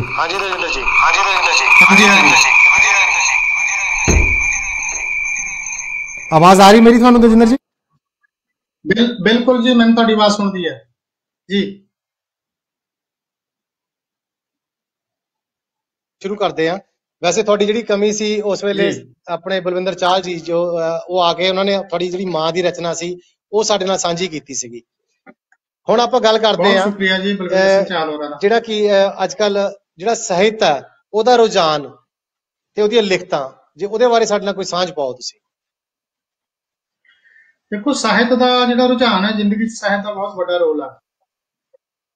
ਜਨਮ ਤੋਂ ਲੈ ਕੇ ਮੌਤ ਤੱਕ ਸਾਹਿਤ ਹੈ ਜਿਹੜਾ ਉਹ ਕਿਸੇ ਨਾ ਕਿਸੇ ਰੂਪ ਦੇ ਵਿੱਚ ਮਨੁੱਖ ਦੇ ਨਾਲ ਜੁੜਿਆ ਰਹਿੰਦਾ ਤੇ ਚਾਹੇ ਉਹ ਲੋਰੀਆਂ ਹੋਣ, ਸੁਹਾਗ ਹੋਣ, ਸਿੱਠਣੀਆਂ ਹੋਣ, ਵੈਣ ਹੋਵੇ, ਵੈਰਾਗ ਹੋਵੇ ਤੇ ਇਸ ਦੇ ਨਾਲ ਹੀ ਸਾਹਿਤ ਜ਼ਿੰਦਗੀ ਨੂੰ ਜੀਣਾ ਸਿਖਾਉਂਦਾ। ਮੈਂ ਇਹ ਸਮਝਦਾ ਕਿ ਸਾਹਿਤ ਤੇ ਕਲਾਕਿਰਤਾਂ ਹੀ ਹੁੰਦੀਆਂ ਨੇ ਜਿਹੜੀਆਂ ਜ਼ਿੰਦਗੀ ਤੇ ਸਮਾਜ ਦੀਆਂ ਸਿਰਜਕ ਹੁੰਦੀਆਂ ਨੇ। ਤੁਸੀਂ ਪੂਰੇ ਇਤਿਹਾਸ ਤੇ ਦੁਨੀਆ ਭਰ ਦੇ ਤੇ ਗੌਰ ਕਰਕੇ ਦੇਖ ਲਓ, ਜਦੋਂ ਵੀ ਇਹ ਕਲਾਕਿਰਤਾਂ ਜਾਂ ਸਾਹਿਤ ਜ਼ਿੰਦਗੀ ਔਰ ਸਮਾਜ ਦੇ ਨੇੜੇ ਹੋਇਆ ਤਾਂ ਬਹੁਤ ਵੱਡੀਆਂ ਵੱਡੀਆਂ ਕ੍ਰਾਂਤੀਆਂ ਆਈਆਂ ਨੇ। ਵਾਕਈ ਅੱਜ ਦੇ ਸੰਦਰਭ ਦੇ ਵਿੱਚ ਤੁਸੀਂ ਇਹਨੂੰ ਦੇਖ ਸਕਦੇ ਹੋ ਕਿ ਸਾਹਿਤ ਤੇ ਕਲਾਕਿਰਤਾਂ ਨੇ ਜਿਹੜੇ ਬਹੁਤ ਵੱਡਾ ਕੰਮ ਨੇ, ਜਿਹੜਾ ਲੋਕਾਂ ਨੂੰ ਜੋੜਨ ਦਾ, ਇੱਕ ਪਰਿਵਰਤਨ ਦਾ, ਇੱਕ ਚੰਗੇ ਸਮਾਜ ਦੀ ਸਿਰਜਣਾ ਦਾ ਜਿਹੜਾ ਕੰਮ ਹੈ ਉਹ ਸਾਹਿਤ ਕਰ ਰਿਹਾ ਹੈ। ਤੇ ਸਾਹਿਤ ਦਾ ਹਮੇਸ਼ਾ ਹੀ ਜ਼ਿੰਦਗੀ 'ਚ ਬਹੁਤ ਵੱਡਾ ਰੋਲ ਹੁੰਦਾ ਤੇ ਸਾਹਿਤ ਹੀ ਬੰਦੇ ਨੂੰ ਜੀਣਾ ਸਿਖਾਉਂਦਾ ਤੇ ਚਾਹੇ ਉਹ ਕਵਿਤਾ ਹੋਵੇ, ਕਹਾਣੀ ਹੋਵੇ, ਥੀਏਟਰ ਹੋਵੇ, ਫਿਲਮ ਹੋਵੇ, ਗੀਤ ਹੋਵੇ, ਸੰਗੀਤ ਹੋਵੇ ਤੇ ਕਿਸੇ ਨਾ ਕਿਸੇ ਰੂਪ ਦੇ ਵਿੱਚ ਸਾਹਿਤ ਹੈ ਜਿਹੜਾ ਮੁੱਢ ਤੋਂ ਅੰਤ ਤੱਕ ਬੰਦੇ ਦੇ ਨਾਲ ਜੁੜਿਆ ਜਾਂਦਾ ਰਹਿੰਦਾ। ਇਹੀ ਕਾਰਨ ਹੈ ਕਿ ਸਾਡੇ ਗੁਰੂਆਂ ਨੇ, ਸਾਡੇ ਪੁਰਖਿਆਂ ਨੇ, ਸਾਡੇ ਵੱਡਿਆਂ ਨੇ ਸਾਨੂੰ ਸਾਹਿਤ ਨਾਲ ਜੋੜਿਆ ਤੇ ਸਾਹਿਤ ਤੇਜਿੰਦਰ ਜੀ ਆਪਾਂ ਗੱਲ ਕੀਤੀ ਸੀ ਕਿ ਸਾਹਿਤ ਬਹੁਤ ਜ਼ਰੂਰੀ ਹੈ ਜ਼ਿੰਦਗੀ 'ਚ ਤੇ ਹਾਂਜੀ ਜੀ ਤੇ ਇਸੇ ਕਰਕੇ ਸਾਨੂੰ ਸ਼ਬਦ ਗੁਰੂ ਜਿਹੜਾ ਸ਼ਬਦ ਗੁਰੂ ਦੇ ਲੜ ਜਿਹੜਾ ਸਾਡੇ ਪੁਰਖਿਆਂ ਨੇ ਲਾਇਆ ਉਹ ਇਸੇ ਕਰਕੇ ਲਾਇਆ। ਤੇ ਆਪਾਂ ਬਹੁਤ ਵੱਡੀ ਗੱਲ ਕਰੀਏ ਤਾਂ ਗੁਰੂ ਗੋਬਿੰਦ ਸਿੰਘ ਜੀ ਨੇ ਤਾਂ ਕਿੱਡਾ ਵੱਡਾ ਜਿਹੜਾ 10 ਗੁਰੂਆਂ ਤੋਂ ਬਾਅਦ ਇੱਕ ਬਹੁਤ ਵੱਡਾ ਰੁਝਾਨ ਸੀ ਸਮਾਜ ਦੇ ਵਿੱਚ ਪੂਰੇ ਵਿਸ਼ਵ ਲਈ ਪੈਦਾ ਕੀਤਾ। ਪਰ ਜੇ ਜ਼ਾਲਮ ਔਰੰਗਜ਼ੇਬ ਨੂੰ ਉਹਨਾਂ ਨੇ ਜਾ ਕੇ ਅਖੀਰ ਤੇ ਆ ਕੇ ਮਾਰਿਆ, ਉਹ ਕਿਸੇ ਹਥਿਆਰ ਨਾਲ ਨਹੀਂ, ਉਹ ਕਿਸੇ ਤੀਰ ਜਾਂ ਤਲਵਾਰ ਨਾਲ ਨਹੀਂ, ਉਹ ਸ਼ਬਦਬਾਣ ਸੀ, ਜ਼ਫਰਨਾਮਾ ਸੀ। ਉਹਦਾ ਕਾਰਨ ਇਹ ਸੀ ਵੀ ਦੁਨੀਆ ਨੂੰ ਦੱਸ ਦੇਣ ਕਿ ਸ਼ਬਦ ਤੇ ਸਾਹਿਤ ਜਿਹੜਾ ਹੁੰਦਾ ਉਹ ਹਮੇਸ਼ਾ ਹੀ ਹਥਿਆਰਾਂ ਤੋਂ ਵੱਡਾ ਹੁੰਦਾ ਤੇ ਇਸ ਲਈ ਸ਼ਬਦ ਦਾ ਜਿਹੜਾ ਸਾਹਿਤ ਦਾ ਹਥਿਆਰ ਹੈ ਉਹ ਤਾਂ ਜੀਵਨ ਦੇ ਵਿੱਚ ਬਹੁਤ ਵੱਡਾ ਰੋਲ ਹੈ। ਸਾਨੂੰ ਸਾਹਿਤ ਨਾਲ ਜੁੜਨਾ ਚਾਹੀਦਾ। ਸਾਹਿਤ ਸਾਨੂੰ ਜੀਵਨ ਜਾਂਚ ਵੀ ਸਿਖਾਉਂਦਾ ਤੇ ਚੰਗੇ ਸਮਾਜ ਦੀ ਸਿਰਜਣਾ ਵੀ ਕਰਦਾ ਜੀ। ਦਜਿੰਦਰ ਜੀ ਮੈਂ ਤੁਹਾਨੂੰ ਗੁਜ਼ਾਰਿਸ਼ ਕਰੂੰਗਾ ਕਿ ਆਪਾਂ ਇਸ ਤੋਂ ਅਗਲੇ ਸਵਾਲ ਤੇ ਚੱਲੀਏ। ਉਸ ਤੋਂ ਪਹਿਲਾਂ ਮੈਂ ਤੁਹਾਨੂੰ ਗੁਜ਼ਾਰਿਸ਼ ਕਰੂੰਗਾ ਕਿ ਤੁਸੀਂ ਆਪਣੀ ਲਿਖੀ ਜਿਹੜੀ ਤੁਹਾਡੇ ਦਿਲ ਦੇ ਬਹੁਤ ਕਰੀਬ, ਵੈਸੇ ਸਾਰੀਆਂ ਕਹਿੰਦੇ ਹੁੰਦੇ ਕਿ ਜਿਹੜੀ ਕਵਿਤਾਵਾਂ ਜਾਂ ਲੇਖ ਜੋ ਵੀ ਲੇਖਕ ਲਿਖਦਾ ਉਹਦੇ ਦਿਲ ਦੇ ਕਰੀਬ ਹੁੰਦਾ, ਪਰ ਤੁਸੀਂ ਜੋ ਤੁਹਾਡੇ ਦਿਲ ਦੇ ਜ਼ਿਆਦਾ ਕਰੀਬ ਹੈ ਸਾਡੇ ਦਰਸ਼ਕਾਂ ਨਾਲ ਸਾਂਝੀ ਜ਼ਰੂਰ ਕਰੋ। ਬਹੁਤ ਸਾਰੀਆਂ ਨਜ਼ਮਾਂ ਨੇ ਜਿਹੜੀਆਂ ਮੇਰੇ ਦਿਲ ਦੇ ਕਰੀਬ ਨੇ, ਨੇੜੇ ਤੇੜੇ ਰਹਿੰਦੀਆਂ ਨੇ ਤੇ ਅਸੀਂ ਚਾਹੇ ਸੱਤ ਸਮੁੰਦਰੋਂ ਪਾਰ ਦੀ ਵਿਦੇਸ਼ੀ ਧਰਤੀ ਤੇ ਜੀਂਦੇ ਹਾਂ, ਪਰ ਸਾਡਾ ਜਿਹੜੀ ਰੂਹ ਹੈ, ਜਿਹੜੀਆਂ ਜੜ੍ਹਾਂ ਨੇ ਉਹ ਸਾਡੀ ਰਹਿਤਲ ਨਾਲ, ਸਾਡੇ ਪੰਜਾਬ ਨਾਲ, ਸਾਡੀ ਭਾਸ਼ਾ ਨਾਲ, ਸਾਡੀ ਸੰਸਕ੍ਰਿਤੀ ਨਾਲ, ਸਾਡੀ ਸਭਿਅਤਾ ਨਾਲ, ਸਾਡੇ ਵਿਰਸੇ, ਸਾਡੇ ਵਿਰਾਸਤ ਨਾਲ ਹਮੇਸ਼ਾ ਹੀ ਜੁੜੀਆਂ ਰਹਿੰਦੀਆਂ ਨੇ ਤੇ ਬਹੁਤ ਸਾਰੀਆਂ ਮੈਂ ਜਿਹੜੀ ਤੁਸੀਂ ਲਿਖੀ ਸੀ ਕਵਿਤਾਵਾਂ ਪੰਜਾਂ ਪਾਣੀਆਂ ਦਾ ਪ੍ਰਦੇਸ਼, ਮੈਂ ਤੁਹਾਨੂੰ ਗੁਜ਼ਾਰਿਸ਼ ਕਰੂੰਗੀ ਉਹ ਸਾਡੇ ਸਰੋਤਿਆਂ ਨਾਲ ਸਾਂਝੀ ਕਰ ਲਓ। ਤੇ ਪੰਜਾਂ ਪਾਣੀਆਂ ਦੇ ਪ੍ਰਦੇਸ਼ ਤੋਂ ਪਹਿਲਾਂ ਮੈਂ ਤੁਹਾਨੂੰ ਪ੍ਰਦੇਸ਼ ਦੀ ਇੱਕ ਜਿਹੜੀ ਕਵਿਤਾ ਹੈ ਉਹ ਤੁਹਾਡੇ ਨਾਲ ਸਾਂਝੀ ਕਰ ਲੈਣਾ। ਦੋ ਕਵਿਤਾਵਾਂ ਸਾਂਝੀਆਂ ਕਰਦਾ ਪ੍ਰਦੇਸ਼ ਬਾਰੇ, ਇੱਕ ਨਹੀਂ। ਆ ਜਾਓ ਇਰਸ਼ਾਦ ਜੀ, ਇਰਸ਼ਾਦ। ਇੱਕ ਤਾਂ ਪ੍ਰਦੇਸ਼ ਕੀ ਹੈ। ਹਾਂਜੀ ਬਈ ਚਿੰਤਾ ਪੇਪਰਾਂ ਦੀ, ਕਰਜ਼ੇ ਦਾ ਫਿਕਰ ਰਹਿੰਦਾ ਹੈ। ਚਿੰਤਾ ਪੇਪਰਾਂ ਦੀ, ਕਰਜ਼ੇ ਦਾ ਫਿਕਰ ਰਹਿੰਦਾ ਹੈ। ਕੱਲ ਤੋਂ ਮਾਲਕ ਵੀ ਕੰਮ ਦੇ ਜਵਾਬ ਲਈ ਕਹਿੰਦਾ ਹੈ। ਫੁੱਲ ਵੇਚਦਿਆਂ ਵੀ ਮੁਰਝਾ ਕੇ ਚਿਹਰਾ ਸੁੱਕ ਜਾਂਦਾ ਹੈ। ਕੌਣ ਕੀ ਜਾਣੇ ਉਸਦਾ ਪਿੱਛੇ ਕੀ ਕੁਝ ਮੁੱਕ ਜਾਂਦਾ ਹੈ। ਮੁੱਕ ਜਾਂਦਾ ਹੈ, ਕੀ ਬਾਤ। ਹਰ ਸਵੇਰ ਭਾਵੇਂ ਇੱਕ ਨਵਾਂ ਪੈਗਾਮ ਹੁੰਦੀ ਏ, ਹਰ ਸਵੇਰ ਭਾਵੇਂ ਇੱਕ ਨਵਾਂ ਪੈਗਾਮ ਹੁੰਦੀ ਏ। ਪਰਦੇਸੀਆਂ ਲਈ ਕਈ ਵਾਰੀ ਸਿਖਰ ਦੁਪਹਿਰੇ ਵੀ ਸ਼ਾਮ ਹੁੰਦੀ ਹੈ। ਸ਼ਾਮ ਹੁੰਦੀ ਹੈ, ਕੀ ਬਾਤ ਹੈ ਜੀ, ਵਾਹ। ਹਾਂਜੀ, ਧੂਆਂ ਯਾਦਾਂ ਦਾ, ਸੁਲਗਦੀ ਅੱਗ ਹੁੰਦੀ ਏ। ਧੂਆਂ ਯਾਦਾਂ ਦਾ, ਧੂਆਂ ਸੁਲਗਦੀ ਅੱਗ ਹੁੰਦੀ ਹੈ, ਸੁਲਗਦੀ ਅੱਗ ਹੁੰਦੀ ਏ। ਪਰ ਤਣੇ ਨੂੰ ਜੜ੍ਹਾਂ ਨਾਲ ਜੋੜਨ ਦੀ ਚਿੰਤਾ ਅਲੱਗ ਹੁੰਦੀ ਹੈ। ਤਣੇ ਸਾਡੀ ਅਗਲੀ ਪੀੜ੍ਹੀ। ਵਾਹ ਵਾਹ। ਇਹ ਜੋ ਤੂਫਾਨਾਂ ਵਿੱਚ ਵੀ ਸਾਗਰਾਂ ਦੀ ਪੈੜ ਦੱਬਦੇ ਨੇ, ਇਹ ਜੋ ਤੂਫਾਨਾਂ ਵਿੱਚ ਵੀ, ਤੂਫਾਨ ਸੰਘਰਸ਼, ਇਹ ਜੋ ਤੂਫਾਨਾਂ ਵਿੱਚ ਵੀ ਸਾਗਰਾਂ ਦੀ ਪੈੜ ਦੱਬਦੇ ਨੇ। ਹਿੰਮਤੀ ਲੋਕ ਹੀ ਹਨੇਰਿਆਂ ਚੋਂ ਚਾਨਣ ਲੱਭਦੇ ਨੇ, ਹਿੰਮਤੀ ਲੋਕ ਹੀ ਹਨੇਰਿਆਂ ਚੋਂ ਚਾਨਣ ਲੱਭਦੇ ਨੇ। ਅਗਲੀ ਜਿਹੜੀ ਮੇਰੀ ਕਵਿਤਾ ਹੈ ਪ੍ਰਦੇਸ਼ ਬਾਰੇ, ਉਹ ਮੈਂ ਤੁਹਾਡੇ ਨਾਲ ਸਾਂਝੀ ਕਰਦਾ ਜੀ। ਉਹ ਹੈ ਪੰਜਾਂ ਪਾਣੀਆਂ ਦਾ ਪ੍ਰਦੇਸ਼। ਸਾਨੂੰ ਕਹਿ ਦਿੱਤਾ ਜਾਂਦਾ ਹੈ ਪਰਦੇਸੀ ਵਿਦੇਸ਼ੀ, ਪਰ ਅਸੀਂ ਕਦੇ ਆਪਣੇ ਵਤਨ ਤੋਂ, ਆਪਣੀ ਮਿੱਟੀ ਤੋਂ, ਆਪਣੀ ਰਹਿਤਲ ਤੋਂ, ਆਪਣੀ ਸਭਿਅਤਾ ਤੋਂ ਕਦੀ ਦੂਰ ਨਹੀਂ ਹੋਏ। ਪੰਜਾਂ ਪਾਣੀਆਂ ਦਾ ਪ੍ਰਦੇਸ਼ ਕੀ ਹੈ? ਹਾਂਜੀ, ਇਹ ਹੈ ਜੀ, ਦਰਿਆਵਾਂ ਤੋਂ ਅਸੀਂ ਕਦੋਂ ਵੱਖ ਹੋਏ ਹਾਂ। ਦਰਿਆਵਾਂ ਤੋਂ ਅਸੀਂ ਕਦੋਂ ਵੱਖ ਹੋਏ ਹਾਂ, ਸਾਗਰ ਦੇ ਵਿੱਚ ਮਿਲ ਕੇ ਸਾਗਰ ਹੋਏ ਹਾਂ। ਲੋੜ ਪਵੇ ਤਾਂ ਸਾਬਣ ਬਣ ਕੇ ਵਰਦੇ ਹਾਂ, ਲੋੜ ਪਵੇ ਤਾਂ ਸਾਬਣ ਬਣ ਕੇ ਵਰਦੇ ਹਾਂ, ਯਾਦ ਵਤਨ ਕਰਕੇ। ਲੋੜ ਪਵੇ ਤਾਂ ਸਾਬਣ ਬਣ ਕੇ ਵਰਦੇ ਹਾਂ, ਯਾਦ ਵਤਨ ਨੂੰ ਕਰਕੇ। ਛਮ ਛਮ ਰੋਏ ਹਾਂ, ਵਿੱਚ ਸਮੁੰਦਰ ਤਰਨਾ ਇੰਨਾ ਸੌਖਾ ਨਹੀਂ। ਇਹਨਾਂ ਧਰਤੀਆਂ ਤੇ ਰਹਿਣਾ ਇੰਨਾ ਸੌਖਾ ਨਹੀਂ। ਵਿੱਚ ਸਮੁੰਦਰ ਤਰਨਾ ਇੰਨਾ ਸੌਖਾ ਨਹੀਂ, ਨਾਲ ਤੂਫਾਨਾਂ ਟੱਕਰ ਅਜੇ ਨਰੋਏ ਹਾਂ। ਦਰਿਆਵਾਂ ਤੋਂ ਅਸੀਂ ਕਦੋਂ ਵੱਖ ਹੋਏ ਹਾਂ, ਸਾਗਰ ਦੇ ਸਾਗਰ ਹੋਏ ਹਾਂ। ਪੰਜ ਦਰਿਆਵਾਂ ਇੱਕ ਦਿਨ ਸਾਗਰ ਸਰ ਕਰਨੇ। ਇਹ ਪੰਜਾਬੀਆਂ ਦੀ ਰਹਿਤਲ ਹੈ ਕਿ ਉਹ ਜਿੱਥੇ ਜਾਂਦੇ ਨੇ ਉਹਨੂੰ ਧਰਤੀਆਂ ਨੂੰ ਸਰ ਕਰਦੇ ਨੇ। ਪੰਜ ਦਰਿਆਵਾਂ ਇੱਕ ਦਿਨ ਸਾਗਰ ਸਰ ਕਰਨੇ, ਜਿੱਤੇ ਹਾਂ ਅਸੀਂ ਜਦ ਵੀ ਇਕੱਠੇ ਹੋਏ ਹਾਂ। ਪੰਜ ਦਰਿਆਵਾਂ ਇੱਕ ਦਿਨ ਸਾਗਰ ਸਰ ਕਰਨੇ, ਜਿੱਤੇ ਹਾਂ ਅਸੀਂ ਜਦ ਵੀ ਇਕੱਠੇ ਹੋਏ ਹਾਂ। ਦਰਿਆਵਾਂ ਤੋਂ ਅਸੀਂ ਕਦੋਂ ਵੱਖ ਹੋਏ ਹਾਂ, ਸਾਗਰ ਦੇ ਵਿੱਚ ਮਿਲ ਕੇ ਸਾਗਰ ਹੋਏ ਹਾਂ। ਕਿਆ ਬਾਤ ਹੈ ਜੀ, ਕਿਆ ਬਾਤ ਹੈ। ਵਾਕਈ ਰਜਿੰਦਰ ਜੀ, ਜਿਹੜੀ ਇਹ ਗੱਲ ਬਹੁਤ ਸਹੀ ਹੈ ਕਿ ਸਾਗਰ ਦੇ ਵਿੱਚ ਬਣ ਕੇ ਅਸੀਂ ਸਾਗਰ ਹੋਏ ਹਾਂ। ਜਦੋਂ ਤੁਸੀਂ ਇਹ ਗੱਲ ਕਰਦੇ ਆ ਪ੍ਰਦੇਸ਼ ਦੀ, ਮੈਨੂੰ ਵੀ ਇਹ ਚੰਦ ਲਾਈਨਾਂ ਯਾਦ ਆ ਗਈਆਂ। ਕਹਿੰਦੇ ਨੇ, ਮਿੱਟੀ ਵਤਨ ਦੀ ਨਹੀਂ ਮਾੜੀ, ਕਾਤੋਂ ਛੱਡ ਪ੍ਰਦੇਸਾਂ ਵਿੱਚ ਜਾਈ ਜਾਂਦੇ। ਮਿੱਟੀ ਵਤਨ ਦੀ ਨਹੀਂ ਮਾੜੀ, ਕਾਤੋਂ ਛੱਡ ਪ੍ਰਦੇਸਾਂ ਵਿੱਚ ਜਾਈ ਜਾਂਦੇ। ਕੁਝ ਸਾਗਰਾਂ ਵਿੱਚ ਡੁੱਬ ਜਾਂਦੇ, ਕੁਝ ਜੇਲਾਂ ਵਿੱਚ ਪਏ ਧੱਕੇ ਖਾਈ ਜਾਂਦੇ। ਦੁੱਧ ਮੱਖਣ ਨਹੀਂ ਮਿਲਦੇ ਇੱਥੇ, ਦੁੱਧ ਮੱਖਣ ਨਹੀਂ ਮਿਲਦੇ ਇੱਥੇ, ਨਾ ਹੀ ਮਿਲਦੀ ਲੱਸੀ ਗਾੜੀ। ਉਹ ਕਾਤੋਂ ਛੱਡ ਕੇ ਤੁਰ ਜਾਂਦੇ ਉਹ ਪ੍ਰਦੇਸ਼, ਮਿੱਟੀ ਵਤਨ ਦੀ ਨਹੀਂ ਮਾੜੀ, ਮਿੱਟੀ ਵਤਨ ਦੀ ਨਹੀਂ ਮਾੜੀ। ਜਲਦੀ ਜੀ, ਤੁਸੀਂ ਜਿਸ ਤਰ੍ਹਾਂ ਗੱਲ ਕੀਤੀ ਕਿ ਜਿਹੜੀ ਆਪਾਂ, ਚਾਹੇ ਆਪਾਂ ਇੱਥੇ ਆ ਗਏ ਪ੍ਰਦੇਸ਼, ਲੇਕਿਨ ਆਪਣੀ ਮਿੱਟੀ ਨਾਲ ਜੁੜੇ ਹੋਏ ਆ। ਵਾਕਈ ਉਹ ਸੱਚਾਈ ਹੈ ਸਾਡੇ ਅੰਦਰ। ਹਲੇ ਵੀ ਸਾਡੀ ਜਿਹੜੀ ਹੈ ਰੂਹ ਆ ਉਹ ਪਿੱਛੇ ਹੀ ਤੜਪਦੀ ਹੈ। ਕਾਲ ਆ ਗਈ ਤਾਂ ਜੀ, ਆਪਾਂ ਕਾਲ ਲੈ ਲਈਏ, ਉਸ ਤੋਂ ਬਾਅਦ ਫਿਰ ਤੁਹਾਡੇ ਨਾਲ ਗੱਲ ਕਰਾਂਗੇ। ਹਾਂਜੀ, ਸਤਿ ਸ਼੍ਰੀ ਅਕਾਲ ਜੀ। ਸਤਿ ਸ਼੍ਰੀ ਅਕਾਲ ਜੀ। ਤੇ ਰੀਅਲ ਸਾਹਿਬ ਨੂੰ ਤੇ ਤੁਹਾਡੇ ਸਟਾਫ ਨੂੰ, ਤੁਹਾਡੇ ਦਰਸ਼ਕਾਂ ਨੂੰ ਗੁਰਦੇਵ ਸਿੰਘ ਭੋਗਲ ਵੱਲੋਂ ਵਾਹਿਗੁਰੂ ਜੀ ਕਾ ਖਾਲਸਾ, ਵਾਹਿਗੁਰੂ ਜੀ ਕੀ ਫਤਿਹ। ਗੁਰਦੇਵ ਸਿੰਘ ਜੀ, ਕੀ ਹਾਲ ਚਾਲ ਹੈ ਜੀ? ਵਾਹਿਗੁਰੂ ਜੀ ਕੀ ਫਤਿਹ ਜੀ, ਚੜ੍ਹਦੀ ਕਲਾ, ਦੁਆਵਾਂ ਨੇ ਤੁਹਾਡੀ। ਤੁਸੀਂ ਸੁਣਾਓ? ਬਸ ਠੀਕ ਠਾਕ ਜੀ। ਅੱਜ ਕੀ ਕਹਿਣਾ ਚਾਹੋਗੇ ਅੱਜ ਦੇ ਇਸ ਪ੍ਰੋਗਰਾਮ ਵਿੱਚ? ਦੇਖੋ ਜੀ, ਮੈਂ ਡਾਕਟਰ ਸਾਹਿਬ, ਮੈਂ ਜਦੋਂ ਵਿਸ਼ੇ ਕਈ ਸਾਰੇ ਹੋਣ ਨਾ, ਵੀ ਇੱਕ ਵਿਸ਼ੇ ਤੇ ਬੋਲ ਸਕਦੇ ਆ, ਕਿਉਂਕਿ ਸਮਾਂ ਆਪਣੇ ਕੋਲ ਓਨਾ ਕੁ ਹੁੰਦਾ ਨਾ। ਹਾਂਜੀ ਹਾਂਜੀ। ਤੇ ਜਿਹੜੀ ਤੁਸੀਂ ਅੱਜ ਕਹਾਣੀ ਸੁਣਾਈ ਆ ਨਾ, ਹਾਂਜੀ, ਇੱਕ ਜਵਾਨ ਭਿਕਸ਼ੂ ਸੀਗਾ ਤੇ ਇੱਕ ਬਜ਼ੁਰਗ ਭਿਕਸ਼ੂ ਸੀਗਾ ਉਹਦੀ। ਹਾਂਜੀ। ਵੀ ਦੇਖੋ, ਜਿਹੜਾ ਜਵਾਨ ਭਿਕਸ਼ੂ ਸੀ ਉਹਨੇ ਤੇ ਧਰਮ ਨਿਭਾ ਦਿੱਤਾ ਆਪਣਾ, ਵਾਕਈ। ਤੇ ਜਿਹੜਾ ਬਜ਼ੁਰਗ ਸੀਗਾ ਉਸਨੇ ਧਰਮ ਨੂੰ ਵੀ ਅਧਰਮ ਬਣਾ ਕੇ ਮੋਢਿਆਂ ਤੇ ਚੱਕੀ ਫਿਰਦਾ ਰਿਹਾ। ਹਾਂਜੀ। ਤੇ ਸਾਨੂੰ ਗੁਰੂ ਸਾਹਿਬ ਵੀ ਇਹ ਕਹਿੰਦੇ ਨੇ ਵੀ ਤੁਸੀਂ ਨਾ ਭੂਤਕਾਲ ਵਿੱਚ ਰਹੋ, ਨਾ ਭਵਿੱਖ ਵਿੱਚ ਰਹੋ, ਤੁਸੀਂ ਵਰਤਕਾਲ ਵਿੱਚ ਰਹੋ। ਜੋ ਵਰਤਮਾਨ ਚ ਹੋ ਰਿਹਾ ਸੀ ਉਹਦੇ ਚ ਰਹੀਏ। ਹਾਂ, ਤੁਸੀਂ ਨਾ ਭੂਤਕਾਲ ਦਾ ਸੋਚੋ ਤੇ ਨਾ ਭਵਿੱਖ ਕਾਲ ਦਾ ਸੋਚੋ। ਜਿਹੜਾ ਭਗਵਾਨ ਵਾ ਨਾ, ਜਿਹਨੂੰ ਵਰਤਮਾਨ ਕਾਲ ਕਹਿੰਦੇ, ਉਹਦੇ ਵਿੱਚ ਰਹੋ। ਉਹਨੂੰ ਸੋਹਣਾ ਬਣਾਓ ਤੁਸੀਂ, ਵਾਕਈ। ਤੇ ਅਸੀਂ ਪਰ ਉਹ ਜਿਵੇਂ ਬਜ਼ੁਰਗ ਸੀਗੇ, ਉਹ ਤਾਂ ਭੂਤਕਾਲ 'ਚ ਫਿਰਦਾ ਸੀਗਾ, ਚੱਕੀ ਫਿਰਦਾ ਸੀ ਮੋਢਿਆਂ ਤੇ ਅਜੇ। ਤੇ ਜਿਹੜੇ ਭੂਤਕਾਲ ਵਿੱਚ ਰਹਿੰਦੇ ਹੁੰਦੇ ਉਹਨੂੰ ਉਹ ਭੂਤੇ ਹੁੰਦੇ ਨੇ ਤਕਰੀਬਨ, ਕਿਉਂਕਿ ਜਿਹੜੇ ਭੂਤ ਪ੍ਰੇਤ। ਤਾਂ ਹੀ ਮੈਂ ਕਿਹਾ ਸੀ ਕਿ ਸਾਨੂੰ ਜਿਹੜੀ ਕਹਾਣੀ ਸਿੱਖਿਆ ਇਹ ਦਿੰਦੀ ਹੈ ਵੀ ਅਸੀਂ ਆਪਣੀ ਪੁਰਾਣੀਆਂ ਯਾਦਾਂ ਨੂੰ ਭੁੱਲ ਜਾਈਏ। ਉਹਨਾਂ ਦੇ ਕੋਈ ਸਿੰਘ, ਉਹਨਾਂ ਦੇ ਸਿਰਾਂ ਤੇ ਸਿੰਘ ਨਹੀਂ ਹੁੰਦੇ, ਨਾ ਕਾਲੀਆਂ ਕਾਲੀਆਂ ਅੱਖਾਂ ਹੋਣੀਆਂ, ਨਾ ਲਾਲ ਲਾਲ ਜੀਭਾਂ ਜਿਵੇਂ ਚਿੱਤਰਕਾਰ ਦਿਖਾਲਦੇ ਨੇ, ਉਹ ਨਹੀਂ ਹੁੰਦੇ। ਭੂਤ ਤੇ ਪ੍ਰੇਤ ਇੱਕ ਮਾਨਸਿਕ ਅਵਸਥਾ ਹੈ। ਹਾਂਜੀ, ਮਾਨਸਿਕ ਅਵਸਥਾ ਉਹ ਹੈ। ਤੇ ਜਿਵੇਂ ਦੋਨਾਂ ਬਜ਼ੁਰਗਾਂ ਦੀ, ਇੱਕ ਜਵਾਨ ਦੀ ਤੇ ਬੁੱਢੇ ਦੀ ਹੈ, ਇਹ ਮਾਨਸਿਕ ਅਵਸਥਾ ਸੀਗੀ ਇਹ। ਤੇ ਭੂਤ ਪ੍ਰੇਤ ਕੋਈ ਥਾਂ ਨਹੀਂ ਹੈ, ਨਾ ਉਹ ਇਨਸਾਨ ਨੇ ਤੇ ਨਾ ਜਿੱਦਾਂ ਦੀ ਮੈਂ ਗੱਲ ਕੀਤੀ ਤੇ ਉਹ ਨੇ, ਨਾ ਉਹਨਾਂ ਦੇ ਸਿਰ ਤੇ ਸਿੰਘ ਹੁੰਦੇ ਨੇ। ਸੋ ਅੱਜ ਕੀ ਕਹਿਣਾ ਚਾਹੋਗੇ ਤੁਸੀਂ ਜੀ? ਮੈਂ ਉਹ ਤੇ ਮੈਂ ਕਲੀਅਰ ਕਰਨਾ ਚਾਹੁੰਦਾ ਵੀ ਭੂਤ ਪ੍ਰੇਤ ਕੌਣ ਹੁੰਦੇ ਨੇ। ਆਜੋ ਜੀ, ਆਜੋ।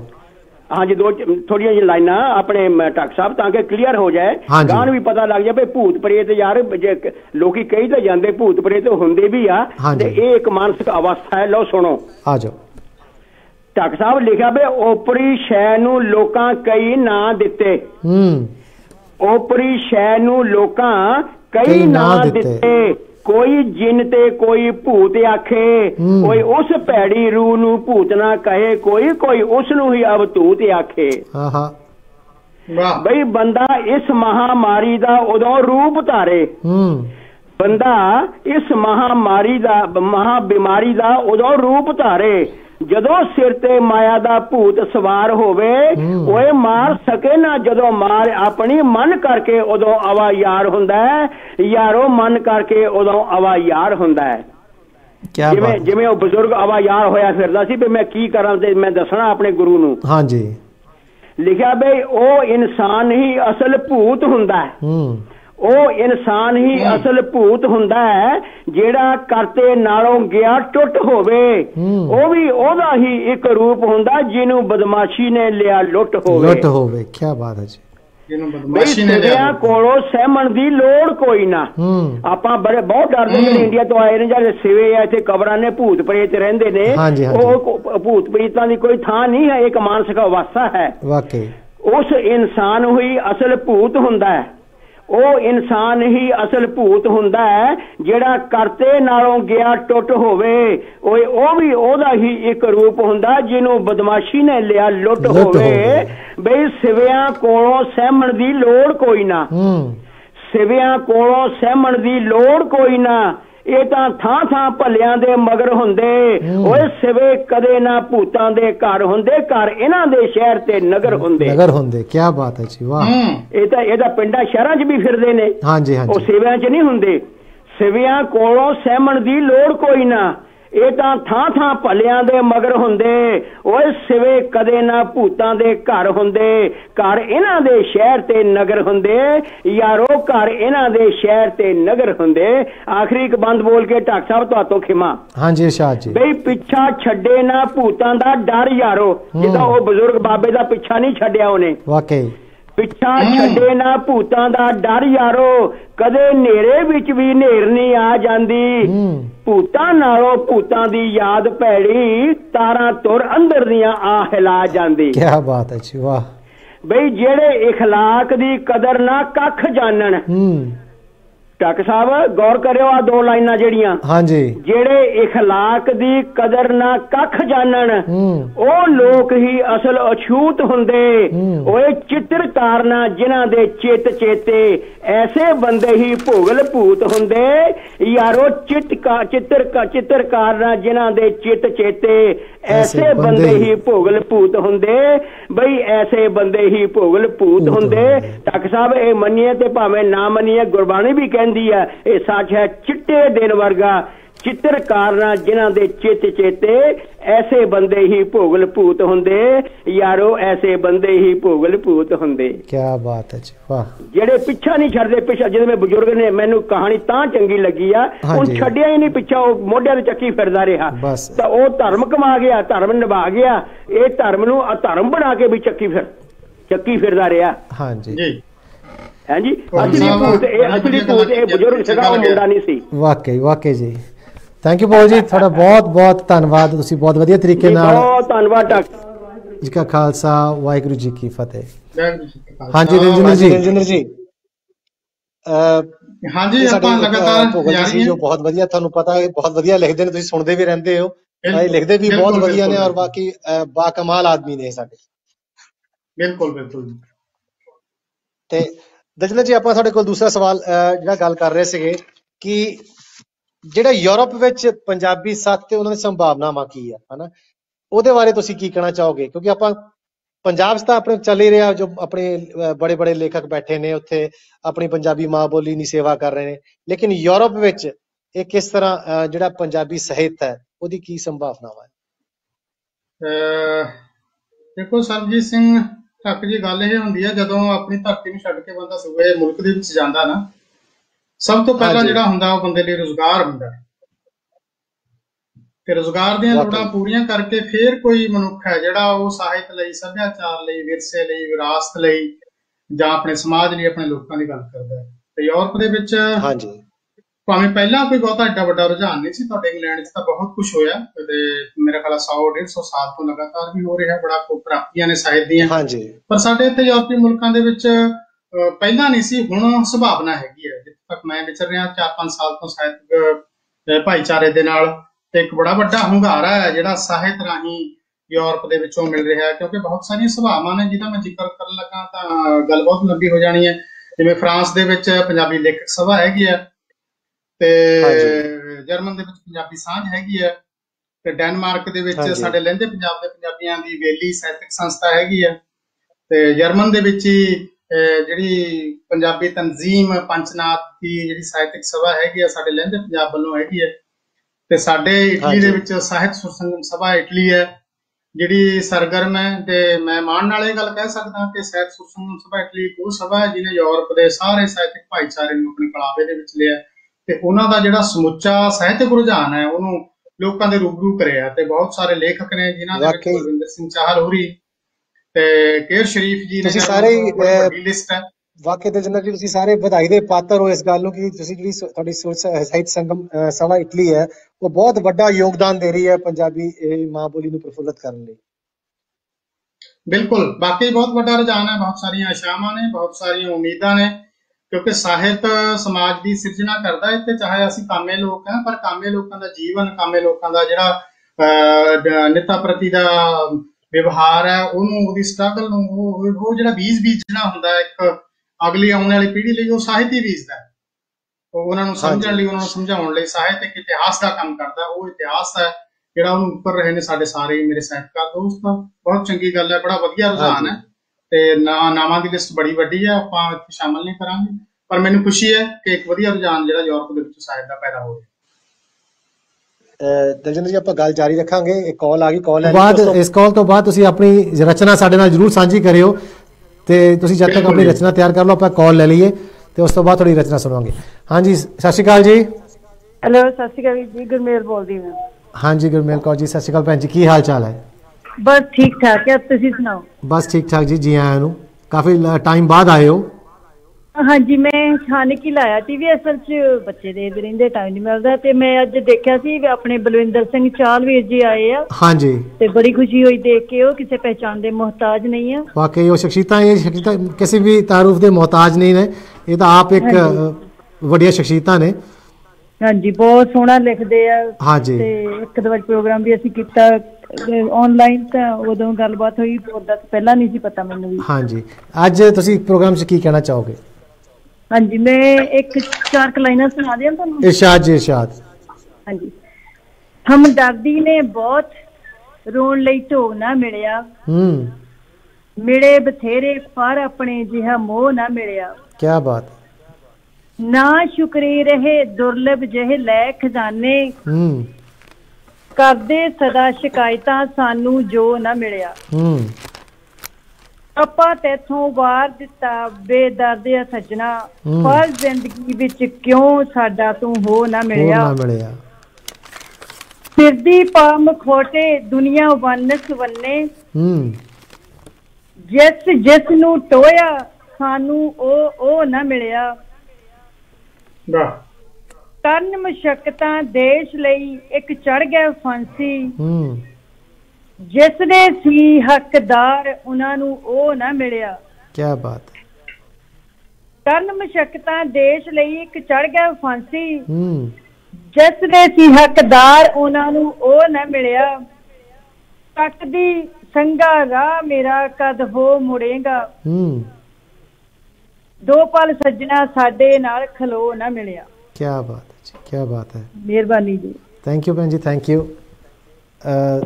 ਤੁਹਾਨੂੰ ਗੁਜ਼ਾਰਿਸ਼ ਹੈ ਵੀ ਤੁਸੀਂ ਜ਼ਰੂਰ ਆਇਆ ਕਰੋ ਪ੍ਰੋਗਰਾਮ ਵਿੱਚ, ਬਹੁਤ ਵਧੀਆ ਲਿਖਦੇ ਹੋ, ਤੇ ਸਾਡਾ ਵੀ ਮਨ ਵੱਧਦਾ ਜਦੋਂ ਤੁਸੀਂ ਪ੍ਰੋਗਰਾਮ 'ਚ ਆ ਕੇ ਗੱਲ ਕਰਦੇ ਹੋ। ਸੋ ਇਸ ਵਾਰੀ ਪ੍ਰੋਗਰਾਮ 'ਚ ਆਉਣ ਦਾ ਬਹੁਤ ਬਹੁਤ ਧੰਨਵਾਦ। ਹਾਂਜੀ ਦਲਜਿੰਦਰ ਜੀ, ਗੱਲ ਕਰ ਰਹੇ ਸੀ ਤੁਹਾਡੇ ਨਾਲ। ਅੱਛਾ, ਮੈਂ ਸੁਣਿਆ, ਬੜਾ ਵਧੀਆ ਲੱਗਿਆ, ਤੇ ਇਹਨਾਂ ਨੂੰ ਅਸੀਂ ਵੀ ਪ੍ਰੋਗਰਾਮ 'ਚ ਸ਼ਾਮਿਲ ਕੀਤਾ, ਤੇ ਇਹਨਾਂ ਦੇ ਨਾਲ ਹੀ ਮੈਂ ਇੱਕ ਧੀਆਂ ਬਾਰੇ ਗੱਲ ਕਰ ਲਿਆ। ਮੈਂ ਕਿਸਾਨੀ ਅੰਦੋਲਨ ਬਾਰੇ ਵੀ ਇੱਕ ਦੋ ਕਿਤਾਬਾਂ ਨੇ ਜਿਹੜੀਆਂ ਪੜ੍ਹਨੀਆਂ ਨੇ। ਹਾਂ, ਆਜੋ ਸ਼ਾਹ ਜੀ। ਧੀਆਂ ਵਾਜੋਂ ਇਹ ਜੱਗ ਸੁਣਨਾ ਵਿਹੜਾ ਸਖਣਾ ਜਾਪੇ, ਧੀਆਂ ਬਾਜੋਂ ਇਹ ਜੱਗ ਸੁਣਨਾ ਵਿਹੜਾ ਸਖਣਾ ਜਾਪੇ, ਧੀਆਂ ਆਵਾਜ਼ ਨਾ ਸਹੁਰੇ ਬਣਦੇ, ਧੀਆਂ ਆਵਾਜ਼ ਨਾ ਮਾਪੇ। ਮਾਪੇ, ਕਿਆ ਬਾਤ ਹੈ।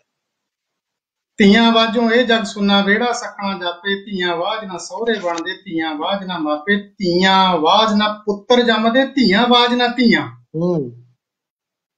ਧੀਆਂ ਬਾਝ ਨਾ ਪੁੱਤਰ ਜੰਮਦੇ, ਧੀਆਂ ਬਾਝ ਨਾ ਧੀਆਂ, ਧੀਆਂ ਬਾਝ ਨਾ ਲੋਹੜੀ ਪੈਂਦੀ, ਧੀਆਂ ਬਾਝ ਨਾ ਧੀਆਂ,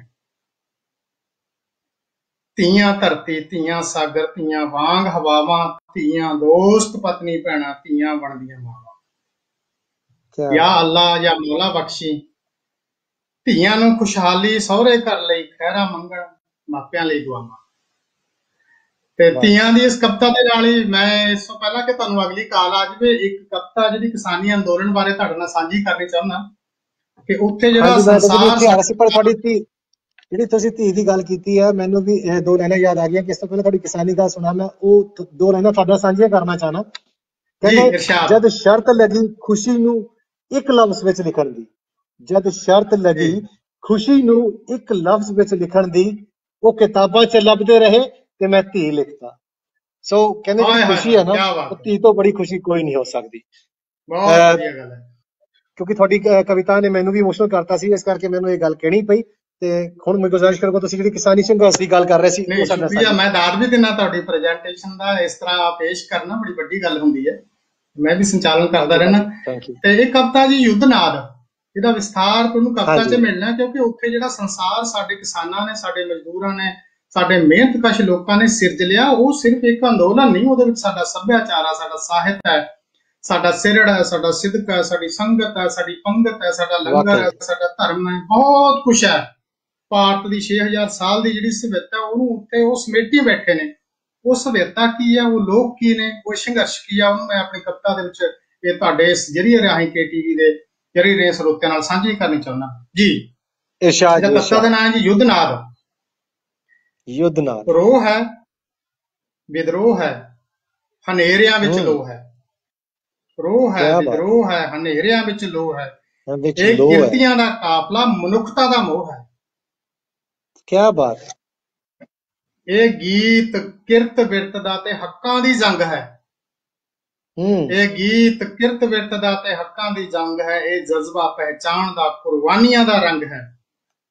ਇਹ ਭੀੜ ਨਹੀਂ ਈਮਾਨ ਹੈ, ਇਹ ਭੀੜ ਨਹੀਂ ਈਮਾਨ ਹੈ।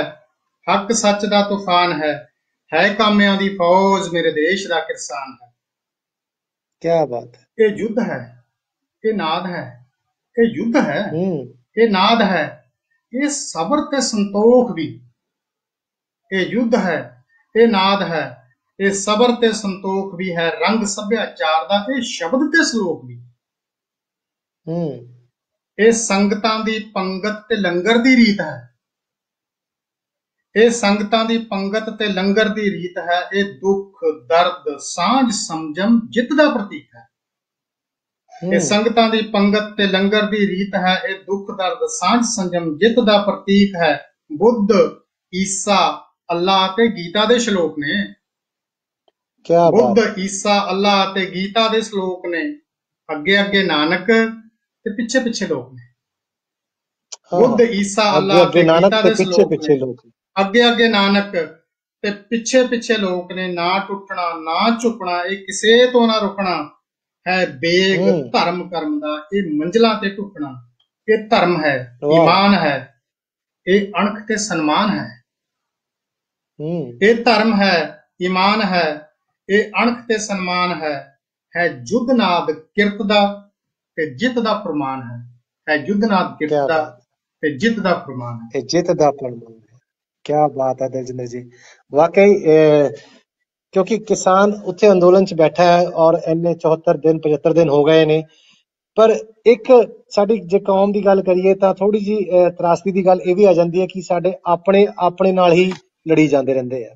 ਸੋ ਇਸ ਚੀਜ਼ ਨੂੰ ਆਪਾਂ ਨੂੰ ਜ਼ਰੂਰ ਧਿਆਨ ਰੱਖਣਾ ਚਾਹੀਦਾ। ਅਸੀਂ ਚਾਹੇ ਇੱਥੇ ਬਾਹਰ ਬੈਠੇ ਇੰਨੇ ਉਹਨਾਂ ਦੇ ਨਾਲ ਸਾਥ ਮੋਢੇ ਨਾਲ ਮੋਢਾ ਲਾ ਕੇ ਖੜੇ ਆ ਬਾਹਰੋਂ ਵੀ, ਪਰ ਉੱਥੇ ਅੰਦਰ ਹੀ ਸਾਡੇ 'ਚ ਜਿਹੜੀਆਂ ਇਹ ਥੋੜਾ ਤੋੜਾਂ ਆ ਜਾਂਦੀਆਂ ਨਾ, ਉਹ ਸਾਨੂੰ ਮਾਰ ਦਿੰਦੀਆਂ ਸਾਡੀ ਕੌਮ ਨੂੰ। ਤੇ ਇਹ ਚੀਜ਼ ਨਹੀਂ ਹੋਣੀ ਚਾਹੀਦੀ ਸਾਡੇ ਨਾਲ। ਸਰਬਜੀਤ ਜੀ, ਸੰਘਰਸ਼ ਦੇ ਵਿੱਚ ਸਾਰਾ ਕੁਝ ਹੁੰਦਾ ਹੈ। ਸੰਘਰਸ਼ ਛੋਟਾ ਨਹੀਂ, ਬਹੁਤ ਵੱਡਾ ਹੈ। ਮੈਂ ਤਾਂ ਇਹ ਕਹੂੰਗਾ ਕਿ ਭਾਰਤ ਪਰ ਫਿਰ ਦਿਲ ਦੁਖੀ ਹੁੰਦਾ ਨਾ ਜਦੋਂ ਇਸ ਤਰ੍ਹਾਂ ਦੀ ਗੱਲ ਦੇਖਦੇ ਆ। ਇੱਕ ਪਾਸੇ ਤਾਂ ਭਾਰਤ ਦੀ ਆਜ਼ਾਦੀ ਦੀ ਦੂਜੀ ਲੜਾਈ ਹੈ, ਜਿਹੜੇ ਲੋਕ ਬੈਠੇ ਨੇ, ਭੈਣਾਂ ਬੈਠੀਆਂ ਨੇ, ਲੜ ਰਹੇ ਨੇ। ਦੂਸਰੇ ਪਾਸੇ ਜਿੱਦਾਂ ਦੀ ਗੱਲ ਹੋਰ ਹਾਂ, ਇਹ ਤਾਂ ਗੱਲ ਤੁਹਾਡੀ ਸਹੀ ਹੈ। ਦਿਲ ਦੁਖਦਾ ਹੈ। ਪਰ ਹੁੰਦਾ ਐਡੇ ਵੱਡੇ ਸੰਘਰਸ਼ 'ਚ ਸਾਰਾ ਕੁਝ ਹੋ ਜਾਂਦਾ ਹੈ। ਤੇ ਅਸੀਂ ਅਰਦਾਸਾਂ ਕਰਦੇ ਹਾਂ, ਦੁਆਵਾਂ ਕਰਦੇ ਹਾਂ ਸਾਰੇ ਕਿ ਸਾਡਾ ਦੇਸ਼, ਸਾਡਾ ਮਜ਼ਦੂਰ, ਸਾਡਾ ਕਿਸਾਨ, ਸਾਡੀ ਸੱਭਿਅਤਾ, ਜਿਹੜਾ ਸਾਡਾ ਸਾਰਾ ਹੀ ਕੁਛ ਹੈ ਉਹ ਵੀ ਬਚਿਆ ਰਹੇ ਤੇ ਮਸਲਿਆਂ ਦਾ ਹੱਲ ਵੀ ਹੋ ਜਾਵੇ। ਤੇ ਜੇ ਤੁਹਾਡੀ ਇਜਾਜ਼ਤ ਹੋਵੇ ਇੱਕ ਅਗਲੀ ਕਵਿਤਾ ਜਿਹੜੀ ਕਦੇ ਹਾਰ ਨਹੀਂ ਸਕਦੇ ਹਿੰਮਤੀ ਲੋਕ, ਮੈਂ ਉਹ ਸਾਂਝੀ ਕਰ ਲਾਂ ਕਿ ਤੁਸੀਂ ਕਾਲ ਲੈਣੀ ਹੈ? ਇੱਕ ਕਾਲ ਆ ਗਈ, ਉਸ ਕਾਲ ਲੈ ਕੇ ਤੁਹਾਡੇ ਨਾਲ ਗੱਲ ਕਰਦੇ ਹਾਂ ਜੀ। ਹਾਂਜੀ ਸਤਿ ਸ਼੍ਰੀ ਅਕਾਲ ਜੀ। ਸਤਿ ਸ਼੍ਰੀ ਅਕਾਲ ਜੀ। ਸਤਿ ਸ਼੍ਰੀ ਅਕਾਲ ਜੀ, ਕੌਣ ਭਾਜੀ ਬੋਲਦੇ ਜੀ? ਮੈਂ ਰਣਧੀਰ ਸੰਧੂ ਬੋਲਦਾ ਜੀ ਸੌਖਾਲ ਤੋਂ। ਹਾਂਜੀ ਸਤਿ ਸ਼੍ਰੀ ਅਕਾਲ ਜੀ, ਜੀ ਆਇਆਂ ਨੂੰ। ਵੱਡੇ ਵੀਰ ਜੀ ਦਾ ਬਹੁਤ ਬਹੁਤ ਧੰਨਵਾਦ ਜੀ, ਉਹਨਾਂ ਦੀਆਂ ਕਵਿਤਾਵਾਂ ਬਹੁਤ ਦਿਲ ਛੂਹਣ ਵਾਲੀਆਂ ਹੈਗੀਆਂ ਵਾਕਈ। ਤੇ ਪੰਜਾਬੀਅਤ ਦੇ ਲਈ ਮੈਂ ਸਾਰੇ ਵਰਲਡ ਦੇ ਵਿੱਚ ਇਹਦੀ ਪ੍ਰਫੁੱਲਤਾ ਦੇ ਲਈ ਅਰਦਾਸ ਕਰਦਾ। ਤੇ ਇੱਕ ਕੁਝ ਲਾਈਨਾਂ ਨੇ। ਆਜੋ ਜੀ ਆਜੋ, ਇਰਸ਼ਾਦ। ਮੈਨੂੰ ਮੇਰਾ ਆਪਾ ਬੌਣਾ ਲੱਗਦਾ ਹੈ। ਮੈਨੂੰ ਮੇਰਾ ਆਪਾ ਬੌਣਾ ਲੱਗਦਾ ਹੈ। ਕੀ ਬਾਤ ਹੈ। ਜਦ ਮੈਂ ਆਸਮਾਨ ਵੱਲ ਵੇਖਦਾ ਹਾਂ ਮੈਨੂੰ ਆਪਣਾ ਲੱਗਦਾ ਹੈ। ਜਿੱਥੋਂ ਤੱਕ ਮੇਰੀ ਨਿਗਾਹ ਜਾਂਦੀ ਹੈ। ਕੀ ਬਾਤ ਹੈ ਡਾਕਟਰ ਸਾਹਿਬ, ਜਿੱਥੋਂ ਤੱਕ ਮੇਰੀ ਨਿਗਾਹ ਜਾਂਦੀ ਹੈ ਇਹ ਧਰਤ ਮੈਨੂੰ ਆਪਣੀ ਮਾਂ ਲੱਗਦੀ ਹੈ। ਮੈਂ ਅੰਬਰ ਵਿੱਚ ਉੱਡਣਾ ਚਾਹੁੰਦਾ ਹਾਂ ਪਰ ਮੈਂ ਉੜ ਨਹੀਂ ਸਕਦਾ। ਮੈਂ ਸਾਰੀ ਧਰਤ ਨੂੰ ਕਲਾਵੇ ਵਿੱਚ ਭਰਨਾ ਚਾਹੁੰਦਾ ਹਾਂ ਪਰ ਮੈਂ ਭਰ ਨਹੀਂ ਸਕਦਾ। ਕੀ ਬਾਤ ਹੈ। ਇਹ ਧਰਤ ਮੇਰੀ ਮਾਂ, ਇਹ ਧਰਤ ਜੋ ਮੇਰੀ ਮਾਂ ਹੈ ਉਸ ਤੇ ਜੋ ਲੋਕ ਵਸਦੇ ਨੇ ਮੈਨੂੰ ਮਿੱਟੀ ਦੇ ਬੁੱਤ ਲੱਗਦੇ ਨੇ। ਇਸ ਧਰਤ ਤੇ ਜੋ ਵਸਦੇ ਲੋਕ ਨੇ ਇਹ ਮੈਨੂੰ ਮਿੱਟੀ ਦੇ ਬੁੱਤ ਲੱਗਦੇ ਨੇ। ਇਹ ਬੋਲਦੇ ਸੁਣਦੇ ਤਾਂ ਹਨ ਪਰ ਇੱਕ ਦੂਜੇ ਲਈ ਦਰਦ ਨਹੀਂ ਰੱਖਦੇ। ਇਹ ਸੰਘਰਸ਼ ਦੀ ਗੱਲ ਹੈ। ਹਾਂਜੀ, ਇਹ ਬੋਲਦੇ, ਇਹ ਮਿੱਟੀ ਦੇ ਬੁੱਤ ਲੱਗਦੇ ਨੇ। ਇਹ ਬੋਲਦੇ ਸੁਣਦੇ ਤੇ ਹਨ ਪਰ ਇੱਕ ਦੂਜੇ ਲਈ ਦਰਦ ਨਹੀਂ ਰੱਖਦੇ। ਇਹ ਮੈਨੂੰ ਇੰਜ ਲੱਗਦਾ ਹੈ ਜਿਵੇਂ ਅਸੀਂ ਸਭ ਇੱਕ ਦੂਜੇ ਦੇ ਖੂਨ ਦੇ ਪਿਆਸੇ ਹਾਂ। ਕੀ ਬਾਤ ਹੈ। ਮਨ ਦੀ ਖਿਆਲੀ ਦੇ ਮੰਜ਼ਰ ਵਿੱਚ ਇਹ ਸੋਚ ਆਉਂਦੇ ਹੀ ਮੇਰਾ ਖੁੱਲਾ ਆਸਮਾਨ ਸਿਮਟ ਕੇ ਜ਼ੀਰੋ ਹੋ ਜਾਂਦਾ ਹੈ। ਇਹ ਧਰਤ ਮਾਂ ਜਿਸ ਨੂੰ ਮੈਂ ਆਪਣੀ ਧਰਤ ਮਾਂ ਸਮਝਦਾ ਹਾਂ ਸਿਮਟ ਕੇ ਇੱਕ ਸੱਪ ਦੀ ਧਰਨੀ ਜਾਪਦੀ ਹੈ। ਇੱਕ ਸੱਪ ਦੀ ਧਰਨੀ ਜਾਪਦੀ ਹੈ। ਇੱਕ ਸੱਪ ਦੀ ਧਰਨੀ ਜਾਪਦੀ ਹੈ। ਕੀ ਬਾਤ ਹੈ ਜੀ। ਬਹੁਤ ਬਹੁਤ ਮਿਹਰਬਾਨੀ ਜੀ ਟਾਈਮ ਦੇਣ ਦੇ ਲਈ। Thank you. ਤੁਹਾਡਾ ਬਹੁਤ ਬਹੁਤ ਲੱਗਦਾ ਕਾਲ ਕੱਟ ਗਈ ਹੈ। ਹਾਂਜੀ ਤੇ ਬਹੁਤ ਬਹੁਤ ਧੰਨਵਾਦ ਤੁਸੀਂ ਇਸ ਪ੍ਰੋਗਰਾਮ ਚ ਆਏ ਹੋ। ਹਾਂਜੀ ਦਲਜਿੰਦਰ ਜੀ, ਆਪਾਂ ਗੱਲ ਕਰ ਰਹੇ ਸੀ ਜਿਹੜੀ ਤੁਹਾਡੀ ਰਚਨਾਵਾਂ ਉਹਨੂੰ ਸੁਣਨ ਦੀ। ਤੁਸੀਂ ਆਪਣੀ ਰਚਨਾ ਸਾਡੇ ਨਾਲ ਜਲਦੀ ਸਾਂਝੀ ਕਰ ਲਓ। ਇੱਕ ਮਿੰਟ ਦੀ ਕਵਿਤਾ ਪੰਜਾਬੀ ਮਾਂ ਬੋਲੀ ਬਾਰੇ ਕਹਿ ਦਿਆਂ, ਨਹੀਂ ਤਾਂ ਇਹ ਗੱਲ ਆਪਣੀ ਅਧੂਰੀ ਰਹਿ ਜਾਏਗੀ। ਹਾਂਜੀ ਹਾਂਜੀ, ਆ ਜਾਓ। ਤੇ ਨਿੱਗੀ ਮਿੱਠੀ ਪਿਆਰੀ ਸੋਹਣੀ ਮੋਤੀਆਂ ਵਰਗੀ ਮਨ ਨੂੰ ਮੋਹਣੀ। ਨਿੱਗੀ ਮਿੱਠੀ ਪਿਆਰੀ ਸੋਹਣੀ ਮੋਤੀਆਂ ਵਰਗੀ ਮਨ ਨੂੰ ਮੋਹਣੀ। ਹਰ ਪੱਖੋਂ ਸੰਪੂਰਨ ਬੋਲੀ ਬਣਦੀ ਨਾ ਏ ਕਿਸੇ ਦੀ ਗੋਲੀ। ਪੰਜ ਆਬਾਂ ਦੇ ਹਿੱਸੇ ਆਈ ਪੀਰ ਫਕੀਰ ਆਸ਼ਕਾਂ ਤੇ ਆਈ। ਬੋਲੀਆਂ ਵਿੱਚੋਂ ਬੋਲੀ ਰਾਣੀ ਰਚੀ ਗੁਰਾਂ ਨੇ ਇਸ ਵਿੱਚ ਬਾਣੀ। ਬੋਲੀਆਂ ਵਿੱਚੋਂ ਬੋਲੀ ਰਾਣੀ ਰਚੀ ਗੁਰਾਂ ਨੇ ਇਸ ਵਿੱਚ ਬਾਣੀ। ਜੇਕਰ ਇਸ ਨੂੰ ਭੁੱਲ ਜਾਵਾਂਗੇ ਵਿੱਚ ਹਨੇਰੇ ਰੁੱਝ ਜਾਵਾਂਗੇ। ਰਲ ਕੇ ਬਣੀਏ ਪਹਿਰੇਦਾਰ ਮਾਂ ਬੋਲੀ ਨੂੰ ਕਰੀਏ ਪਿਆਰ। ਸ਼ਹਿਦੋਂ ਮਿੱਠੀ ਮਿਸ਼ਰੀ ਘੋਲੀ ਸਾਡੀ ਮਾਂ ਪੰਜਾਬੀ ਬੋਲੀ, ਸਾਡੀ ਮਾਂ ਪੰਜਾਬੀ ਬੋਲੀ। ਤੇ ਟਾਈਮ ਹੋਇਆ ਤਾਂ ਅਗਲੀ ਕਵਿਤਾ ਜਿਹੜੀ ਕਦੇ ਨਾ ਸਕਦੇ ਹਾਰ ਮੈਂ ਉਹ ਤੁਹਾਡੇ ਨਾਲ ਸਾਂਝੀ ਕਰੂੰਗਾ। ਜੇ ਟਾਈਮ ਦੀ ਕੋਈ ਬਾਉਂਡਿੰਗ ਹੈ ਆਜੋ ਆਜੋ, ਤੁਸੀਂ ਆਜੋ। ਇਰਸ਼ਾਦ ਜੀ ਥੋੜਾ ਲੇਕਿਨ ਫਿਰ ਵੀ ਆਪਾਂ ਤੁਹਾਡੀ ਰਚਨਾਵਾਂ ਜ਼ਰੂਰ ਸੁਣਾਂਗੇ। ਕੋਈ ਗੱਲ ਨਹੀਂ, ਤੁਸੀਂ ਆਜੋ। ਬਈ ਛੱਤ ਜਿਸ ਦੀ ਆਕਾਸ਼ ਹੈ ਧਰਤੀ ਪਾਲਣਹਾਰ। ਕਿਸਾਨਾਂ ਦੀ ਗੱਲ ਹੈ ਜੀ ਇਹ, ਤੇ ਮਜ਼ਦੂਰਾਂ ਦੀ, ਸਾਰਿਆਂ ਦੀ ਗੱਲ ਹੈ, ਪੂਰੇ ਦੇਸ਼ ਦੀ ਗੱਲ ਹੈ, ਮੇਰੇ ਭਾਰਤ ਮਹਾਨ ਦੀ ਗੱਲ ਹੈ। ਵੀ ਛੱਤ ਜਿਸ ਦੀ ਆਕਾਸ਼ ਹੈ ਧਰਤੀ ਛੱਤ ਜਿਸ ਦੀ ਆਕਾਸ਼ ਹੈ ਕਿਸਾਨ ਦੀ ਗੱਲ ਹੈ। ਹਾਂਜੀ, ਧਰਤੀ ਪਾਲਣਹਾਰ ਕੁਦਰਤ ਜਿਸ ਦੀਆਂ ਰਹਿਮਤਾਂ ਕੌਣ ਸਕੂਗਾ ਮਾਰ। ਚੁੱਲ੍ਹਾ ਚੌਂਕਾ ਅਗਨ ਅੰਨ ਜੀਵਨ ਦੇ ਆਧਾਰ। ਚੁੱਲ੍ਹਾ ਚੌਂਕਾ ਅਗਨ ਅੰਨ ਜੀਵਨ ਦੇ ਆਧਾਰ। ਜਿਨ੍ਹਾਂ ਕੋਲ ਇਹ ਬਰਕਤਾਂ ਕਦੇ ਨਾ ਸਕਦੇ ਹਾਂ। ਕਦੇ ਨਾ ਸਕਦੇ ਹਾਂ। ਕੀ ਬਾਤ ਹੈ। ਬਾਪ ਹੋਵਣ ਦਰਵੇਸ਼, ਮਾਮਾ ਜਿੱਥੇ ਰੱਬ ਨੇ ਬਾਪ ਹੋਵਣ ਦਰਵੇਸ਼। ਉਸ ਵਿਹੜੇ ਦੀਆਂ ਰੌਣਕਾਂ ਮੰਗਣ ਭਲਾ ਹਮੇਸ਼। ਸੰਜਮ ਸਹਿਜ ਸੁਹਜ ਸੁਰਤ ਸਿਦਕ ਸਿਰੜ ਤੇ ਆਨ। ਸੰਜਮ ਸਹਿਜ ਸੋਹਜ ਸੁਰਤ ਸਿਦਕ ਸਿਰੜ ਤੇ ਆਨ, ਇਹ ਗੁਣ ਜਿਸ ਦੀ ਕੌਮ ਦੇ ਉਹੀਓ ਬਣੇ ਮਹਾਨ। ਧਰਤੀ ਜਿਸ ਦੀ ਹੋਂਦ ਹੈ, ਫਸਲ ਹੈ ਜਿਸ ਦੀ ਸ਼ਾਨ, ਭੁੱਖਾ ਰਹਿ ਜਗ ਪਾਲਦਾ ਦਾਤਾ ਹੈ ਕਿਰਸਾਨ। ਛੱਤ ਜਿਸ ਦੀ ਆਕਾਸ਼ ਹੈ, ਧਰਤੀ ਪਾਲਣਹਾਰ, ਕੁਦਰਤ ਜਿਸ ਦੀਆਂ ਰੌਣਕਾਂ, ਕੌਣ ਸਕੂਗਾ ਮਾਰ। ਕੌਣ ਸਕੂਗਾ ਮਾਰ। ਬਾਤ ਹੈ ਵਾਕਈ ਰਜਿੰਦਰ ਜੀ, ਬਹੁਤ ਵਧੀਆ ਤੁਸੀਂ ਜਿਹੜੀ ਇਹ ਕਵਿਤਾ ਅੱਜ ਸਾਡੇ ਨਾਲ ਰਚਨਾ ਸਾਂਝੀਆਂ ਕੀਤੀਆਂ ਨੇ। ਟਾਈਮ ਦੀ ਕਿਉਂਕਿ ਸਾਡੇ ਕੋਲ ਪਾਬੰਦੀ ਹੈ, ਟਾਈਮ ਇੰਨਾ ਹੈ ਨਹੀਂ, ਪਰ ਅਸੀਂ ਵਾਕਈ ਤਹਿ ਦਿਲੋਂ ਤੁਹਾਡਾ ਸ਼ੁਕਰਗੁਜ਼ਾਰ ਹਾਂ ਕਿ ਤੁਸੀਂ ਆਪਣੇ ਕੀਮਤੀ ਸਮੇਂ ਚੋਂ ਟਾਈਮ ਕੱਢ ਕੇ ਸਾਡੇ ਨਾਲ ਆਏ ਆ। ਹੁਣ ਤੁਸੀਂ ਆਖਰੀ 1 ਮਿੰਟ ਜੇ ਤੁਸੀਂ ਕੋਈ ਸੰਦੇਸ਼ ਦੇਣਾ ਚਾਹੁੰਦੇ ਹੋ ਸਾਡੇ ਸਰੋਤਿਆਂ ਨੂੰ ਤਾਂ ਜ਼ਰੂਰ ਸਾਂਝਾ ਕਰ ਲਓ ਸਾਡੇ ਨਾਲ। ਸੰਦੇਸ਼ ਤਾਂ ਇਹੀ ਹੈ, ਸਾਡੀ ਜਿਹੜੀ ਵਿਰਾਸਤ ਹੈ, ਸਾਡੇ ਪੁਰਖਿਆਂ ਦੀ ਵਿਰਾਸਤ ਸਾਨੂੰ ਸ਼ਬਦ ਗੁਰੂ ਨਾਲ ਜੋੜਦੀ ਹੈ, ਤੇ ਅਸੀਂ ਸ਼ਬਦ ਗੁਰੂ ਨਾਲ ਜੁੜ ਕੇ ਜਿਹੜੀ ਸ਼ਬਦ ਦੀ ਆਰਾਧਨਾ ਦੇ ਨਾਲ ਨਾਲ ਸ਼ਬਦ ਦਾ ਜਿਹੜਾ ਵਿਸਥਾਰ ਹੈ, ਸ਼ਬਦ ਦੀ ਜਿਹੜੀ ਚੇਤਨਾ ਹੈ, ਉਹਦੇ ਨਾਲ ਜੁੜੀਏ ਤੇ ਸਾਹਿਤ ਨਾਲ ਜੁੜੀਏ, ਕਿਉਂਕਿ ਬਹੁਤ ਵੱਡਾ ਜਿਹੜਾ ਸਾਡੇ ਪੁਰਖਿਆਂ ਨੇ ਵਿਸ਼ਵ ਸਾਹਿਤ ਦੇ ਰੂਪ ਦੇ ਵਿੱਚ ਗੁਰੂ ਗ੍ਰੰਥ ਸਾਹਿਬ ਸਾਨੂੰ ਸਾਰਿਆਂ ਨੇ ਦਿੱਤਾ, ਉਸ ਦੀ ਗੱਲ ਨੂੰ ਅੱਗੇ ਤੋਰੀਏ। ਤੇ ਜੇ ਕੋਈ ਅੱਜ ਸਾਡੇ ਨਾਲ ਜਿਹੜਾ ਕੁਝ ਵੀ ਹੋ ਰਿਹਾ, ਇਸੇ ਕਰਕੇ ਸ਼ਬਦ ਨੂੰ ਅਸੀਂ ਆਪਣੇ ਸੱਭਿਆਚਾਰ ਦੇ ਵਿੱਚ ਸ਼ਾਮਲ ਨਹੀਂ ਕਰ ਸਕੇ। ਅਸੀਂ ਸ਼ਬਦ ਨੂੰ, ਕਿਤਾਬਾਂ ਨੂੰ ਆਪਣੇ ਸੱਭਿਆਚਾਰ ਦੇ ਵਿੱਚ, ਜਿੱਥੇ ਸਾਡੇ ਪੰਜਾਬੀ ਸੱਭਿਆਚਾਰ 'ਚ ਇੰਨਾ ਕੁਛ ਹੈ, ਉੱਥੇ ਸ਼ਬਦ ਸੱਭਿਆਚਾਰ ਨੂੰ ਵੀ ਸ਼ਾਮਲ ਕਰੀਏ। ਤੇ ਇਹਨਾਂ ਵਿਦੇਸ਼ਾਂ ਤੋਂ, ਕਿਉਂਕਿ ਪੂਰਾ ਵਿਸ਼ਵ ਹੈ ਜਿਹੜਾ ਪਿੰਡ ਬਣਦਾ ਜਾ ਰਿਹਾ, ਇਸ ਪਿੰਡ ਦੇ ਵਿੱਚੋਂ ਆਪਣੀ ਪੰਜਾਬੀ ਜ਼ੁਬਾਨ ਰਾਹੀਂ ਹੋਰ ਭਾਸ਼ਾਵਾਂ ਦੇ ਨਾਲ ਪੁਲ ਦੇ ਰੂਪ ਦੇ ਵਿੱਚ ਕੰਮ ਕਰਕੇ ਇੱਕ ਨਵਾਂ ਸੰਸਾਰ ਜਿਹੜਾ ਵਿਸ਼ਵ ਦੇ ਵਿੱਚ ਪੰਜਾਬੀਆਂ ਦਾ ਉਹ ਸਿਰਜੀਏ। 5 ਦਰਿਆਵਾਂ ਤੋਂ ਪਾਰ ਤੋਂ ਇਹ ਸੰਸਾਰ ਦਾ ਜਿਹੜਾ ਪੰਜਾਬ ਹੈ ਉਹ ਸਿਰਜੀਏ। ਤੇ ਇਹਨਾਂ ਗੱਲਾਂ ਦੇ ਨਾਲ ਹੀ ਮੈਂ ਕਹਿੰਦਾ ਵੀ ਮੇਰਾ ਸੰਦੇਸ਼ ਹੈ ਜਿਹੜਾ ਸਾਰੇ ਪਾਠਕਾਂ ਤੱਕ, ਲੇਖਕਾਂ ਤੱਕ ਉਹ ਪਹੁੰਚਣਾ ਚਾਹੀਦਾ ਜੀ। ਕੀ ਬਾਤ ਹੈ ਜੀ, ਥੈਂਕ ਯੂ ਭਾਜੀ, ਥੈਂਕ ਯੂ ਤੁਹਾਡੇ ਟਾਈਮ ਕੱਢਣ ਦਾ, ਸਾਡੇ ਨਾਲ ਗੱਲਬਾਤ ਕਰਨ ਦਾ। ਔਰ ਹਮੇਸ਼ਾ ਇਹ ਉਮੀਦ ਕਰਾਂਗੇ ਕਿ ਅਗਲੀ ਵਾਰੀ ਫੇਰ ਅਗਰ ਹੋ ਸਕਿਆ ਤਾਂ ਟਾਈਮ ਕੱਢ ਕੇ ਸਾਡੇ ਨਾਲ ਆਇਓ। ਜੋ ਆਪਣੀਆਂ ਗੱਲਾਂ ਬਾਕੀ ਰਹਿ ਗਈਆਂ ਨੇ ਜਾਂ ਰਚਨਾਵਾਂ ਥੋੜ੍ਹੀਆਂ ਸੁਣਨੀਆਂ ਹੈ ਔਰ ਸਾਡੇ ਸਰੋਤਿਆਂ ਨੇ ਸੁਣਨੀਆਂ, ਉਹ ਆਪਾਂ ਜ਼ਰੂਰ ਸੁਣਾਂਗੇ। ਸੋ ਇੱਕ ਵਾਰੀ ਫੇਰ ਤਹਿ ਦਿਲੋਂ ਸ਼ੁਕਰੀਆ ਬਹੁਤ ਸਾਰੇ ਸਰੋਤਿਆਂ ਦਾ, KTV ਦਾ, ਤੁਹਾਡਾ। ਇਵੇਂ ਜੁੜੇ ਰਹੀਏ ਤੇ ਤੁਰੇ ਰਹੀਏ। ਥੈਂਕ ਯੂ ਭਾਜੀ, ਥੈਂਕ ਯੂ। ਇਸ ਤੋਂ ਪਹਿਲਾਂ ਕਿ ਆਪਾਂ ਇਸ ਪ੍ਰੋਗਰਾਮ ਦਾ ਅਸੀਂ ਸਮਾਪਤ ਕਰੀਏ, ਇੱਕ ਰਚਨਾ ਮੈਂ ਤੁਹਾਡੇ ਨਾਲ ਸਾਂਝੀ ਕਰਨਾ ਚਾਹੁੰਦਾ, ਕਿਉਂਕਿ ਮਾਂ ਤੋਂ ਸ਼ੁਰੂ ਕੀਤੀ ਸੀ ਔਰ ਮਾਂ ਤੇ ਹੀ ਖਤਮ ਕਰਦੇ ਹਾਂ। ਕਹਿੰਦੇ ਨੇ ਮਾਂ ਦਾ ਪਿਆਰ ਮਿਲਦਾ ਹੈ ਨਸੀਬਾਂ ਵਾਲਿਆਂ ਨੂੰ, ਮਾਂ ਦਾ ਪਿਆਰ ਮਿਲਦਾ ਹੈ ਨਸੀਬਾਂ ਵਾਲਿਆਂ ਨੂੰ, ਇਸ ਦਾ ਕੋਈ ਬਾਜ਼ਾਰ ਨਹੀਂ ਹੁੰਦਾ। ਇਹ ਰਿਸ਼ਤਾ ਰੱਬ ਦੀਆਂ ਰਹਿਮਤਾਂ ਦਾ, ਇਹ ਰਿਸ਼ਤਾ ਰੱਬ ਦੀਆਂ ਰਹਿਮਤਾਂ ਦਾ, ਇਸ ਰਿਸ਼ਤੇ ਤੋਂ ਜ਼ਿਆਦਾ ਕੋਈ ਵਫਾਦਾਰ ਨਹੀਂ ਹੁੰਦਾ। ਉਹ ਘਰ ਚੰਗਾ ਸ਼ਮਸ਼ਾਨ ਹੁੰਦਾ ਜਿੱਥੇ ਮਾਂ ਦਾ ਨਹੀਂ ਸਤਿਕਾਰ ਹੁੰਦਾ। ਉਸ ਘਰ ਤੋਂ ਚੰਗਾ ਸ਼ਮਸ਼ਾਨ ਹੁੰਦਾ ਜਿੱਥੇ ਮਾਂ ਦਾ ਨਹੀਂ ਸਤਿਕਾਰ ਹੁੰਦਾ। 7 ਜਨਮ ਤੱਕ ਨਾ ਉਤਾਰ ਹੁੰਦਾ, ਪੁੱਤ ਮਾਂ ਦਾ ਇੰਨਾ ਕਰਜ਼ਦਾਰ ਹੁੰਦਾ। ਕਰਨੀ ਸਿੱਖ ਲਓ ਕਦਰ ਮਾਂ ਦੀ, ਕਿਉਂਕਿ ਮਾਂ ਦੇ ਚਰਨਾਂ ਚੋਂ ਰੱਬ ਦਾ ਦੀਦਾਰ ਹੁੰਦਾ। ਬਾਕੀ ਦੋਸਤੋ, ਜਿਸ ਘਰ 'ਚ ਮਾਂ ਪਿਓ ਦਾ ਅਸੀਂ ਸਤਿਕਾਰ ਨਹੀਂ ਕਰਦੇ, ਉਸ ਤੋਂ ਚੰਗਾ ਤਾਂ ਸ਼ਮਸ਼ਾਨ ਹੀ ਹੁੰਦਾ। ਘੱਟੋ ਘੱਟ ਉੱਥੇ ਜਾ ਕੇ ਸ਼ਾਂਤੀ ਤਾਂ ਮਿਲਦੀ ਹੈ। ਜੇ ਅਸੀਂ ਆਪਣੇ ਮਾਂ ਪਿਓ ਦੀ ਕਦਰ ਨਹੀਂ ਕਰਾਂਗੇ ਤਾਂ ਸਾਡੀ ਜ਼ਿੰਦਗੀ 'ਚ ਜੀਣ ਦਾ ਕੋਈ ਮਤਲਬ ਨਹੀਂ। ਸੋ ਦੋਸਤੋ, ਇਸ ਦੇ ਨਾਲ ਹੀ ਜਿਹੜਾ ਅੱਜ ਦਾ ਪ੍ਰੋਗਰਾਮ ਅਸੀਂ ਇੱਥੇ ਸਮਾਪਤ ਕਰਦੇ ਹਾਂ। ਅਗਲੇ ਹਫ਼ਤੇ ਤੱਕ ਤੁਸੀਂ ਆਪਣਾ ਬਹੁਤ ਸਾਰਾ ਖਿਆਲ ਰੱਖਣਾ, ਕਿਉਂਕਿ ਅਗਲੇ ਹਫ਼ਤੇ ਅਸੀਂ ਇੱਕ ਵੱਖਰਾ ਪ੍ਰੋਗਰਾਮ ਲੈ ਕੇ ਆ ਰਹੇ ਹਾਂ। ਉਹਦੇ ਵਿੱਚ ਮੇਰੇ ਨਾਲ 2 ਕਵੀ ਹੋਣਗੇ ਔਰ ਉਸ ਪ੍ਰੋਗਰਾਮ ਨੂੰ ਦੇਖਣ ਦਾ ਮਜ਼ਾ ਕੁਝ ਅਲੱਗ ਹੀ ਹੋਏਗਾ। ਸੋ ਤੁਸੀਂ ਜਦ ਤੱਕ ਆਪਣਾ ਬਹੁਤ ਸਾਰਾ ਖਿਆਲ ਰੱਖਣਾ ਤੇ ਆਪਣੀ ਦੁਆਵਾਂ 'ਚ ਮੈਨੂੰ ਯਾਦ ਰੱਖਣਾ। ਰੱਬ ਰਾਖਾ।